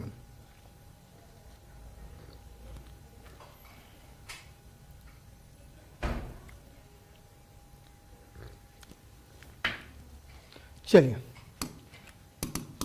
तो कौन से वंश के हैं भाई ये? होमो, क्या होंगे? होमो। और जाति कौन? सेपियंस। तो पहला वाला क्या बताएगा? वंश, और दूसरी वाली क्या बताएगी? जाति, ठीक है। जैसे कि मैंगीफेरा इंडिका मैंगो का है, फेलिस डोमेस्टिका, तो फेलिस क्या बता रहा है? वंश, और डोमेस्टिका क्या बता रहा है? जाति। राना क्या बता रहा है? वंश, और टिग्रीना क्या बता रहा है? जाति। आगे बताऊंगा किसका किसका नाम है, ठीक है। चलिए अगले क्वेश्चंस की ओर बढ़ते हैं। अगला प्रश्न आपसे क्या पूछ रहा है? बिल्ली का वैज्ञानिक नाम। बिल्ली का वैज्ञानिक नाम क्या हो जाएगा भाई? Felis domestica. क्या हो जाएगा? फेलिस डोमेस्टिका, ठीक है। चलिए अगला क्वेश्चन, बाघ का वैज्ञानिक नाम क्या है? बाघ का वैज्ञानिक क्या? वल्प्लस है, पैंथेरा टाइग्रिस है, केनिस ल्यूपस, या फिर पावोक्रिस्टेसस, ठीक है। बहुत सारे क्वेश्चंस हैं। तो पावोक्रिस्टेसस बेटा आपका किसका नाम है? हमारा जो राष्ट्रीय पक्षी है, नाम क्या है? मोर। इसकी क्या है? आपका है, ठीक है। चलिए चलिए अगला क्वेश्चन देखते हैं। आपका पूछा क्या गया? बाघ का ना, तो बाघ का क्या हो जाएगा? Panthera Tigris, Panthera Tigris. तो ऑप्शन नंबर क्या? 2। अगले क्वेश्चंस की ओर बढ़ते हैं। आम का वैज्ञानिक नाम अभी बताया हूं, क्या हो जाएगा?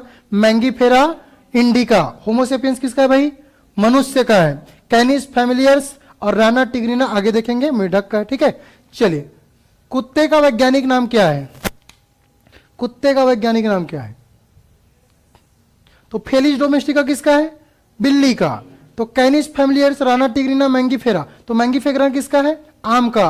राना टिग्रीना मेढक का है। तो कैनिस फैमिलियर्स किसका है? कुत्ते का, क्योंकि फैमिली के साथ थोड़ा सा मिच मैच करता है, ठीक है। चलिए अगला आपके सामने है कि अगर आप प्रयोगशाला परिचारक, आबकारी आरक्षक, police, CMO, CGPSC, CG Vyapam के द्वारा जितने भी एग्जाम्स तैयारी की जा रही है उसके लिए अगर आप करेंट अफेयर पढ़ना चाहते हैं तो साध्य पीएससी एकेडमी के हमारे मोबाइल एप्लीकेशन पे ये छत्तीसगढ़ के करंट अफेयर मात्र और मात्र 59 रुपीज पे अवेलेबल है, जहां आपको पूरे जनवरी महीने से लेके जून महीने तक के 2025 की संपूर्ण छत्तीसगढ़ की करंट अफेयर आपको मिलेगी।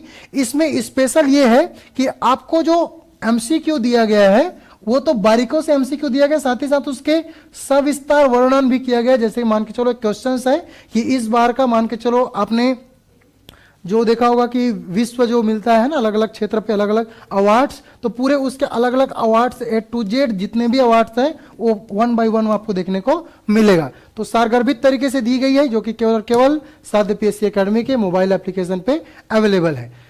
चलिए एक और चीज है कि मोर गणित बैच नवीन सर के द्वारा जो गणित क्लासेस शुरू की गई है उसका उद्घाटन हो चुका है मोर गणित बैच के नाम से, जो कि साध्य पीएससी एकेडमी के मोबाइल एप्लीकेशन पे मिलेगी। ये सीजीपीएससी, सीजी व्यापम, शिक्षक भर्ती, सीटेट, सीजीटेट, एसआई पुलिस भर्ती, आरआई, आबकारी आरक्षक, सहायक ग्रेड 3 के लिए है। साथ ही साथ आपको क्लास के पीडीएफ्स, नोट्स, एमसीक्यू और टेस्ट सीरीज भी देखने को मिलेगा, जिसकी कीमत मात्र और मात्र कितनी है 699। चलिए अगले क्वेश्चंस की ओर बढ़ते हैं। उससे पहले आपको बता दूं प्रयोगशाला परिचारक सीजीटेट पेपर 2 शिक्षक भर्ती के लिए साध्य पीएससी एकेडमी के मोबाइल एप्लीकेशन पे साइंस की ई बुक जो कि आपके 1 लाइनर दिए गए हैं और क्या दिए गए हैं एमसीक्यू। साथ ही साथ प्रयोगशाला परिचारक के जो बच्चे हैं उनके लिए 20 टॉपिक वाइज पीडीएफ भी डाल दिए इसके साथ, मतलब 21 पीडीएफ आपको प्राप्त हो जाएगी। ठीक है, तो प्रयोगशाला परिचारक की तैयारी करने वाले बच्चों को कुछ बोलना चाहूंगा। दुनिया भर की चीजें पढ़ने की आवश्यकता नहीं है, आपको सिर्फ और सिर्फ मेन कंटेंट पे ध्यान देना है कि आपको कंटेंट में आखिर सिलेबस में दिया क्या गया है। फालतू इधर उधर की चीजें नहीं पढ़ने वाली है, दुनिया भर की यूट्यूब वीडियो नहीं देखनी है। ठीक है, मैं खुद यूट्यूब में पढ़ा के बोल रहा हूं कि यूट्यूब ज्यादा नहीं देखना है। ठीक है, आपको वही चीज देखना है जो कि आपके एग्जाम ओरिएंटेड हो। 9वीं और 10वीं के बुक को मल्टीपल टाइम्स रिवीजन करो, जितना हो सके 9वीं 10वीं बुक को बार बार पढ़ो। साइंस की जो हमने ई बुक लाई है इसमें 1 लाइनर दिया गया, उसी का सार है। एनसीईआरटी प्लस एससीईआरटी का सार है जो कि 1 लाइनर दिया गया है, ये पढ़ लो। बार बार जितना हो सके प्रैक्टिस करो एमसीक्यू की बुक से, बाकी इधर उधर पढ़ने की जरूरत नहीं है। चलिए, वेरी नाइस बुक सर, बहुत अच्छा बुक है, बहुत बहुत धन्यवाद। ठीक है, चलिए अगले क्वेश्चन की ओर बढ़ते हैं। अगला प्रश्न क्या है, भारतीय मेढक का वैज्ञानिक नाम क्या है? तो भारतीय मेढक का वैज्ञानिक नाम क्या है भाई? राना टिगरीना। क्या है? राना टिगरीना। अगले क्वेश्चंस की ओर बढ़ते हैं। अगला प्रश्न आपसे क्या पूछा गया है? चलिए अगला प्रश्न आपसे पूछा गया है, कल्पना कीजिए कि आपके पास एक चलती कार में स्टारबक्स कॉफी का एक कप है। ठीक है, चलिए अच्छी बात है। ठीक है, जैसे कि मान के चलो कल चलती कार है, उसमें क्या है? स्टारबक्स की एक कॉफी का कप, जैसे आपको दिखाई दे रहा है कप, ऐसी ही रखे, कार क्या हो रही है? चल रही है। अगर कार अचानक से क्या लगाती है? ब्रेक लगाती है, तब के कंडीशन में क्या होगा? ये हमने क्लास में पढ़ा हुआ है।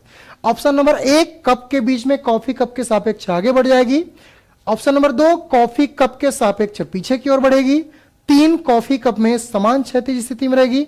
कार की चाल के आधार पर कॉफी आगे या पीछे बढ़ सकती है। क्वेश्चंस को ध्यान से पढ़ना, क्वेश्चंस में लिखा क्या गया, क्वेश्चंस में लिखा क्या गया है।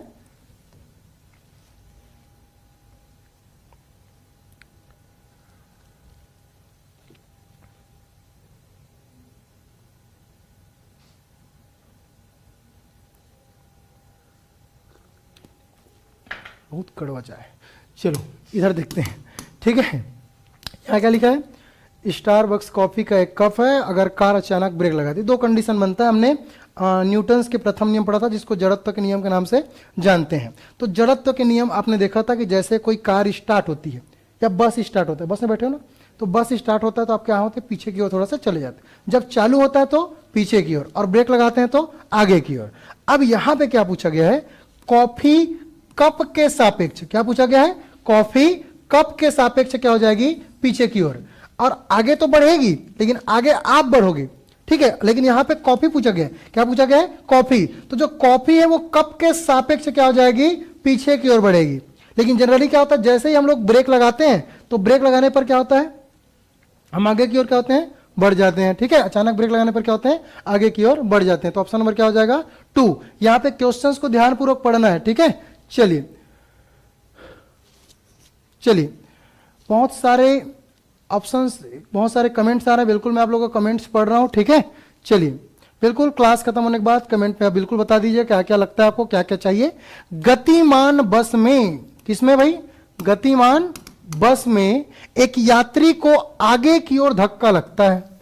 गतिमान बस में एक यात्री क्या होता है, आगे की ओर धक्का लगता है। चलो भाई लग गया। जब बस अचानक रुक जाती है, इसकी व्याख्या किसके द्वारा करेंगे। चलो ध्यानपूर्वक क्वेश्चंस को पढ़ेंगे भाई, ठीक है। चलिए ध्यानपूर्वक बनाएंगे 40वां क्वेश्चन। गतिमान बस में एक यात्री को आगे की ओर धक्का लगता है जब बस अचानक क्या होती है, रुक जाती होता है। हम लोग बस में मस्त सोए सोए जा रहे होते हैं, ऐसे रखे रहते हैं ना सामने, अचानक से क्या होता है, बस रुकता है तो भट्ट से शरीर पड़ता है यहाँ पे, है ना, मत्थे पे पड़ा कि नहीं पड़ा है, होता है अक्सर, ठीक है। तो ये कब, किस कंडीशन में, जब वो क्या होता है, बस अचानक से रुक जाता है। और कई बार ऐसा होता है कि जैसे चालू होने लगा रहता है तो हम थोड़ा सा पीछे की ओर क्या हो जाते हैं, हो जाते हैं ना, चले जाते हैं। तो जब चालू होती है तो हम पीछे की ओर, और जब ब्रेक लगता है तो आगे की ओर। इसको मैंने बताया था न्यूटन के पहले नियम। अब न्यूटन का पहला नियम क्या बोलता है सर, तो न्यूटन का जो पहला नियम बेटा, ये कहलाता है जड़त्व का नियम। न्यूटन का पहला नियम क्या कहलाता है, जड़त्व का नियम। अब जड़त्व का नियम क्या बोलता है सर, जड़त्व का नियम बोलता है जब कोई वस्तु स्थिर है तो स्थिर रहेगी, जब कोई वस्तु गतिशील है तो गतिशील रहेगी। कब तक, जब तक उस पर कोई असंतुलित बल ना लगाया जाए। कैसा बल, असंतुलित, ये असंतुलित बल, ठीक है, जब तक उस पर असंतुलित बल न लगाया जाए। मान के चलो यहां पे ये पृथ्वी खड़ी है तो पृथ्वी खड़ी रहेगी जब तक मैं उसको उठा के यहां पे न लाऊं, ठीक है। अब यहां से पृथ्वी यहां जाएगी, ग्लोब है मतलब, यहां से यहां तक जाएगी, कब जाएगी, जब उस पर मैं थोड़ा सा बल लगाऊंगा, है ना। तो ये क्या कहलाता है, जड़त्व का नियम, जिसे न्यूटन के पहले नियम के नाम से भी जाना जाता है, ठीक है। तो ये इसी के सिद्धांत पर आधारित है, क्योंकि जड़त्व का नियम 3 प्रकार के होते हैं।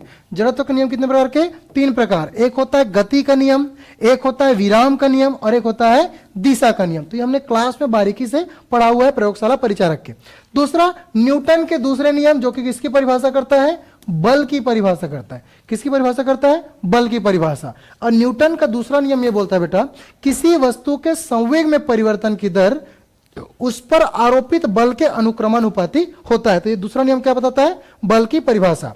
न्यूटन के तीसरे नियम क्या बोलते हैं, तो न्यूटन के जो तीसरा नियम ये बोलता है प्रत्येक क्रिया के बराबर विपरीत प्रतिक्रिया होती है, ठीक है। और संवेग संरक्षण के नियम, ठीक है, ये आपके सामने 4 ऑप्शन दिए गए हैं। तो which is the correct answer, option number ए, कि न्यूटन का पहला नियम जो कि जड़त्व का नियम है, और जड़त्व का नियम 3 चीज बताता है, विराम का नियम, गति का नियम और दिशा का नियम, ठीक है।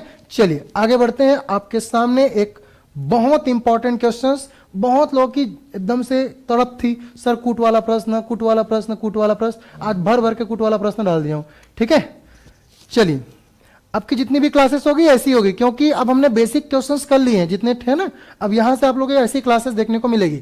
तो इंपॉर्टेंट ये था, क्योंकि भाई मैथ्स वाले, साइंस वाले बच्चे ही नहीं है, क्योंकि प्रयोगशाला परिचारक शिक्षक भर्ती के लिए, है ना, उसके जो सिलेबस है उसमें आर्ट्स वाले भी शामिल है, कॉमर्स वाले भी है। तो हमको बेसिक से एडवांस की ओर जाना था, ठीक है।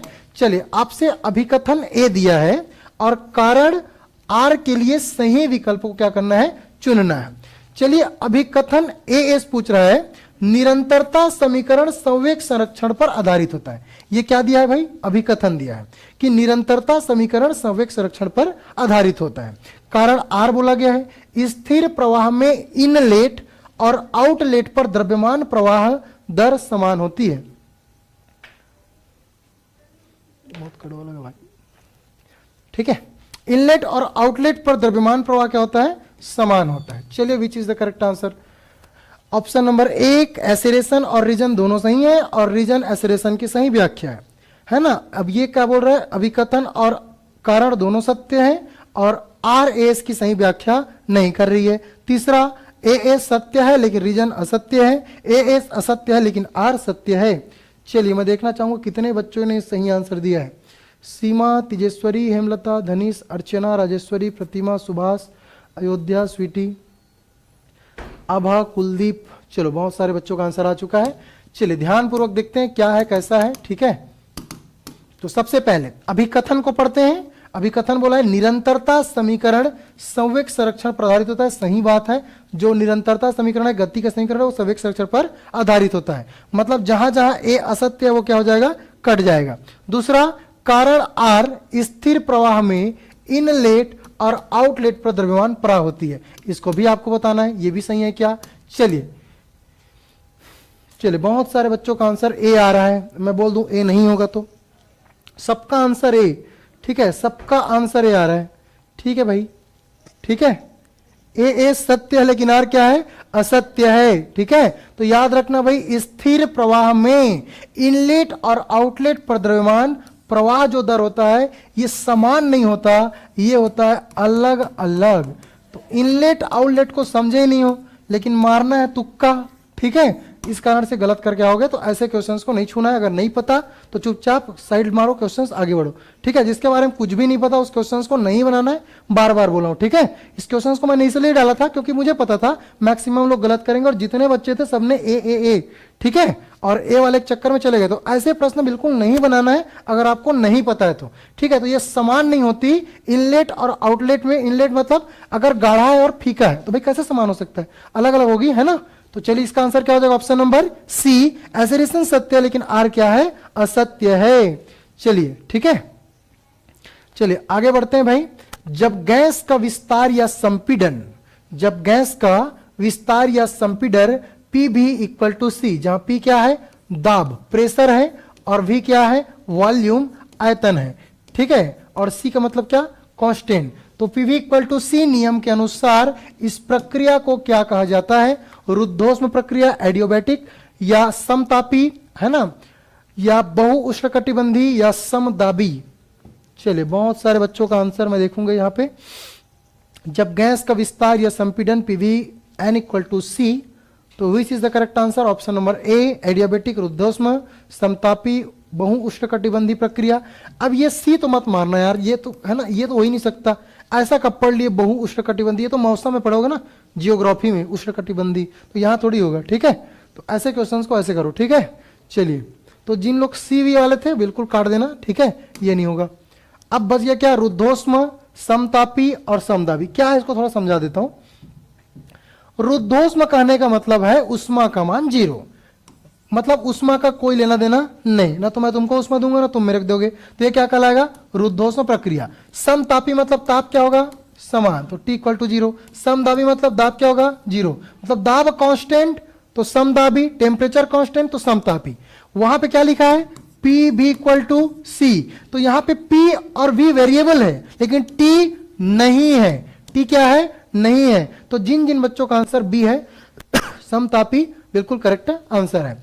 अगले क्वेश्चंस की ओर बढ़ता हूं। अगला क्वेश्चंस एक नए पैटर्न पे, ठीक है, क्योंकि अभी पता है आपको व्यापम अलग अलग पैटर्न पे क्वेश्चन पेपर सेट कर रहे हैं, तो उसी के तर्ज पे एक और टाइप्स के प्रश्न आपके सामने। यहां पे इस पैटर्न में आपको दिया है एक साइड कुछ परमाणु और एक साइड क्या दिया? उसकी संयोजकता, मतलब कुछ एटम्स है, उसकी कुछ वैलेंसी दी गई है और आपको ये मिलाना है। बहुत इजी है, बस थोड़ा सा आपको दिमाग लगाना है। एक साइड दिया ऑक्सीजन, कार्बन, क्लोरीन और नाइट्रोजन। ध्यान से पढ़ना बेटा, ऑक्सीजन की संयोजकता कितनी होती है, कार्बन की कितनी होती है, क्लोरीन की कितनी होती है, नाइट्रोजन। चलिए इसको मैं यहीं पे करके बताता हूं। कार्बन का परमाणु क्रमांक कितना? 6। इलेक्ट्रॉनिक विन्यास करो, सबके सब एक साथ बोलेंगे।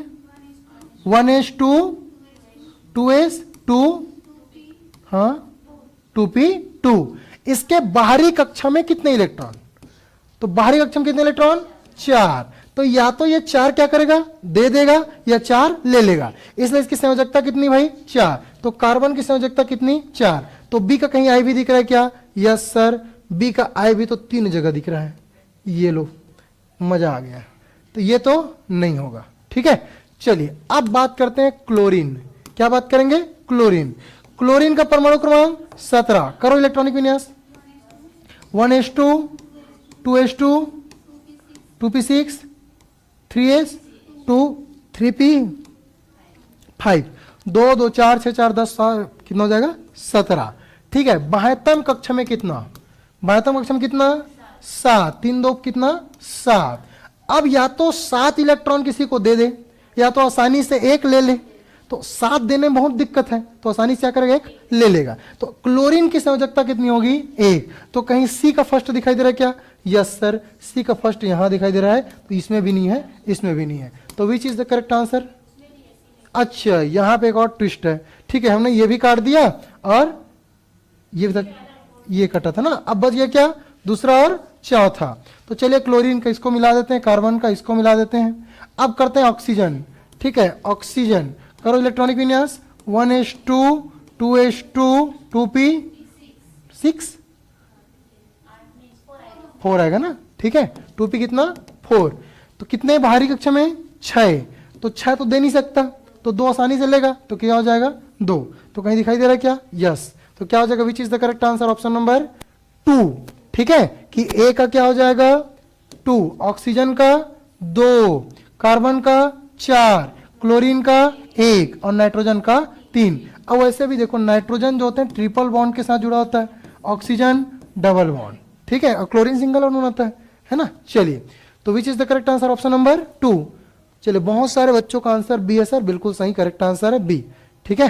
चलिए आगे बढ़ते हैं अगले क्वेश्चंस की ओर। अगला प्रश्न आपसे क्या पूछ रहा है, चलो एक और स्टेटमेंट वाला प्रश्न, लेकिन ये थोड़ा अलग टाइप का क्वेश्चन है। और ये आपसे क्या पूछा गया, रिपीटेड क्वेश्चंस है।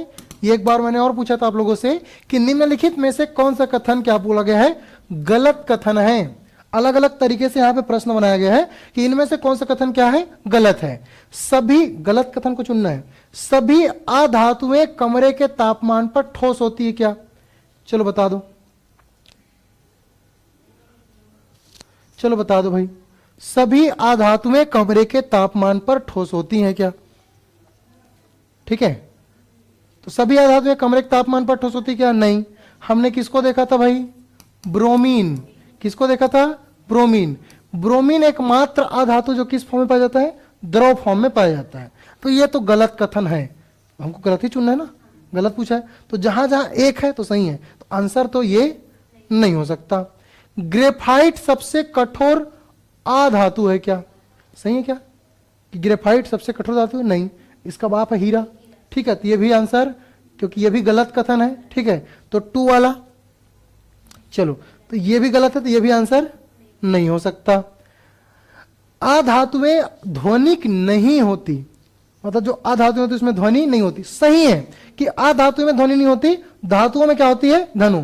तो धातु क्या होता है, आवाज देते हैं। तो जहां जहां 3 है वो सही कथन है, तो 3 वाला सही कथन है, 3 वाला सही कथन है, और इसमें 3 नहीं दिया है। तो which is the correct answer, option number 2। चलिए आगे बढ़े। अधातुएं चमकदार होती क्या, यह भी गलत कथन है। अधातुएं चमकदार नहीं होती, तो यह भी सही कथन होगा इसके हिसाब से, क्योंकि हमको चुनना है क्या, गलत कथन। याद रखना है, हमको गलत कथन चुनना है। कैसा कथन चुनना है, गलत कथन। तो एकमात्र ऐसा कथन सही कौन सा है भाई, तीसरा कथन सही है। कौन सा कथन सही है, तीसरा कथन। तो जहां 3 ऑप्शन में नहीं होगा वो करेक्ट आंसर हो जाएगा। तो इसमें भी 3 है, इसमें भी 3 है, और इसमें भी 3 है, ठीक है, क्योंकि हमको चुनना क्या है, गलत कथन। चलिए आगे बढ़े। अगला क्वेश्चन, एक समान वृत्ति गति में, चलिए बहुत इंपॉर्टेंट क्वेश्चंस। एक समान वृत्ति गति में कल की क्लास में आप लोग को पढ़ाया हूं कि जब कोई एक समान वृत्ति गति करता है, क्या करता है, एक समान वृत्ति गति करता है, तो एक समान वृत्ति गति करने के कंडीशंस पे आपको बताना है, ठीक है। एक समान वृत्ति गति करने के कंडीशन में आपको बताना है कि एक समान वृत्ति गति में वेग नियत होता है, दूरी नियत होता है, विस्थापन नियत होती है, कि चाल नियत होती है। तो जितने बच्चे जो कल का क्लास अटेंड किए हो, बिल्कुल उनसे तो गलत नहीं होना चाहिए, ठीक है। इतनी उम्मीद रखता हूं कि कम से कम जो पढ़ाया हूं वो तो आपसे बनने चाहिए, ठीक है। चलिए, एक समान वृत्ति गति, तो कंडीशंस मैंने थ्योरी क्लास में समझा दिया था। और याद रखना है कि एक समान जब भी वृत्ति गति होगी, वेग नियत नहीं हो सकती, दूरी नियत नहीं होगी, विस्थापन नियत नहीं होगी, केवल और केवल क्या होगा, चाल नियत होगा, तभी एक नियत होगी। तो चाल नियत होती है, ये कंडीशन है। एक्चुअल में जब एक समान वृत्ति गति जब हम लोग पढ़ा रहे थे तो देखेंगे कि विस्थापन बहुत सारा चेंजेस देखने को मिलता है, ठीक है। चलिए अगला क्वेश्चन, सिलिकोसिस बीमारी, कौन सी बीमारी, सिलिकोसिस बीमारी। सिलिकोसिस बीमारी का मुख्य कारण क्या है, यह आपसे पूछा गया है। सिलिकोसिस बीमारी का मुख्य कारण क्या है। ऑप्शन नंबर ए धूम्रपान, ऑप्शन 2 सिलिका धूल का सांस लेना, तीसरा वायु प्रदूषण, और चौथा अनुवांशिक कारक। चलिए भाई, सभी बच्चे आंसर देंगे, जितने भी जुड़े हुए हैं सबके सब आंसर देंगे। इसका करेक्ट आंसर क्या होगा। और जो अभी तक वीडियो को लाइक नहीं किया, रिक्वेस्ट है कि लाइक कर दो भाई, ठीक है। चलिए, तो बता दूं जो सिलिकोसिस बीमारी होता है बेटा, ये होता है क्या, सिलिका धूल का क्या, सांस लेंगे। तो स्पेशली ये जो सिलिका बीमारी होती है ये फेफड़े को क्या करता है, खराब करता है। तो ऑप्शन नंबर क्या, बी। और ये कहां मिलेगा, ये क्वेश्चन जो है सीधा 9, 10 की SCERT मिल जाएगी। 9वीं 10वीं का जो बुक है वहां पे एक चैप्टर है कोयला, पेट्रोलियम, पेट्रो रसायन। कौन सा चैप्टर, कोयला, पेट्रोलियम और पेट्रो रसायन। उस टॉपिक में दिया है क्या, फेफड़ा के बारे में, सिलिकोसिस बीमारी के बारे में। क्योंकि आपके प्रयोगशाला परिचारक के सिलेबस में लाइन हुबहू डाला गया था, छत्तीसगढ़ माध्यमिक शिक्षा मंडल के 9वीं 10वीं स्तर के विज्ञान पूछे जाएंगे। तो यहाँ पे अगर ये 9वीं 10वीं का अगर आपने बुक पढ़ लिया है, सारगर्भित तरीके से रिविजन करना चाहते हैं, तो इसके लिए हमारी जो साइंस की ई बुक है जहाँ पे सीधा सीधा आपको 1 लाइनर क्वेश्चन देखने को मिलेगा और जितनी भी चीजें हैं जो अभी तक कराई जा रही है वो सब PDF फॉर्म में आपको मिल जाएगा। चलिए अगला क्वेश्चन, पेट्रोलियम संरक्षण अनुसंधान समिति जिसको PCRA की स्थापना कब हुई आपको बताना है। तो पेट्रोलियम कंजर्वेशन रिसर्च और जो समिति है ना, उसकी स्थापना कब हुई थी ये आपको बताना है। 1970, 1975, 1978, 1980। तो जिन्होंने सही में प्रयोगशाला परिचारक की तैयारी करने के लिए सही में 9वीं 10वीं की बुक पढ़ी होगी उससे क्वेश्चन बनेगा। ये कहीं से भी उठा के नहीं पूछ रहा हूं ना, ये सब 9वीं 10वीं के बुक में डला है, NCERT और SCERT। उसी NCERT और SCERT की जो हमारी जो निचोड़ वाली बुक है वो आपको मिल जाएगी। ई बुक में भी दिया है, बिल्कुल ई बुक में भी आपको मिल जाएगा, ठीक है। चलिए बता दो भाई इस क्वेश्चन का आंसर। इस क्वेश्चन का आंसर मैं सभी बच्चों से चाहूंगा, क्या 1975, क्या 1978, क्या 1980। चलिए मैं देखूंगा इस क्वेश्चन का आंसर।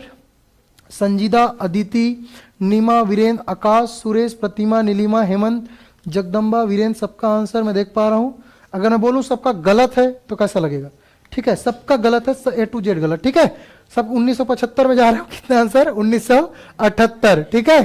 तो PCRA याद रखना, PCRA इसकी स्थापना कब हुई थी, 1978, ठीक है। चलिए तो which is the correct answer, option number C, ठीक है। चलिए आगे बढ़ते हैं अगला क्वेश्चंस, और अगला क्वेश्चंस आपसे अलग तरीके से पूछा गया है। अगला क्वेश्चन ये पूछ रहा है बेटा कि धातुओं के निष्कर्षण की निम्नलिखित प्रक्रियाओं को क्रम में लगाइए। क्या कर रहा है, धातुओं का निष्कर्षण कर रहा है। धातुओं का निष्कर्षण कैसे करते हैं मैं ये भी आपको बताया हूं। जैसे कि आप सबसे पहले आपको क्या मिलता है, खनिज। क्या मिलता है, खनिज। खनिज में थोड़ी मात्रा में गंदगी रहती है, उसको हम लोग क्या बोलते हैं, अयस्क, और ठीक है। और अयस्क इसको हम लोग विभिन्न तरीके से साफ वाफ करके क्या प्राप्त करते हैं, धातु प्राप्त करते हैं। तो अयस्क से गंदगी साफ करेंगे, जो गैंग होता है उसको साफ करने की विधि क्या कहलाती है, धातुओं की निष्कर्षण। अंग्रेजी में मेटलुर्गी बोलते हैं, हिंदी में धातु कर्म भी बोलते हैं। तो जब धातुओं का निष्कर्षण किया जाता है तो उस प्रक्रिया को समझाना है आपको, उस प्रोसेस को समझाना है जो है ना।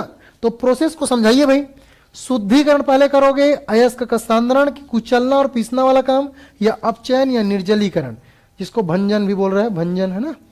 चलिए बहुत बढ़िया क्वेश्चन है। इस क्वेश्चन का मैं आंसर चाहूंगा, जितने बच्चे जुड़े हुए हैं कमेंट सेक्शन पे आंसर देंगे, ठीक है। चलिए इसी के साथ मैं विदा लेता हूं। साइंस की ई बुक अगर आपको चाहिए तो बिल्कुल आप संस्थान को कॉल कर लेंगे, नीचे आपको लिंक दिया होगा, उस नंबर पे जाके आप कॉल कर लेंगे ताकि आपको साइंस की ई बुक मिल सकती है। छत्तीसगढ़ के लिए जो करंट अफेयर है वो भी साध्य PSC एकेडमी के हमारे एप्लीकेशन पे अवेलेबल है। तो विभिन्न तरीके से आपके हमेशा प्रयोगशाला परिचारक या आबकारी आरक्षक की तैयारी कंटिन्यू कराई जा रही है। चलिए थैंक यू सो मच। जय हिंद, जय भारत, जय छत्तीसगढ़। इसी के साथ मैं विदा लेता हूं, फिर मुलाकात करेंगे एक नए टॉपिक में और चर्चा करेंगे जो कि बायोलॉजी के टॉपिक्स होंगे। चलिए विच is the correct answer, option number ए। सबसे पहले कुचलेंगे और पीसेंगे, जब पीस लेंगे उसके बाद क्या करेंगे, अयस्क का सांद्रण, उसके बाद क्या करेंगे, उसका निर्जलीकरण, उसके बाद क्या करेंगे, अपचयन, और उसके बाद क्या प्राप्त होगा, शुद्धिकरण, ठीक है। तो ऑप्शन नंबर क्या हो जाएगा, ए इज द करेक्ट आंसर।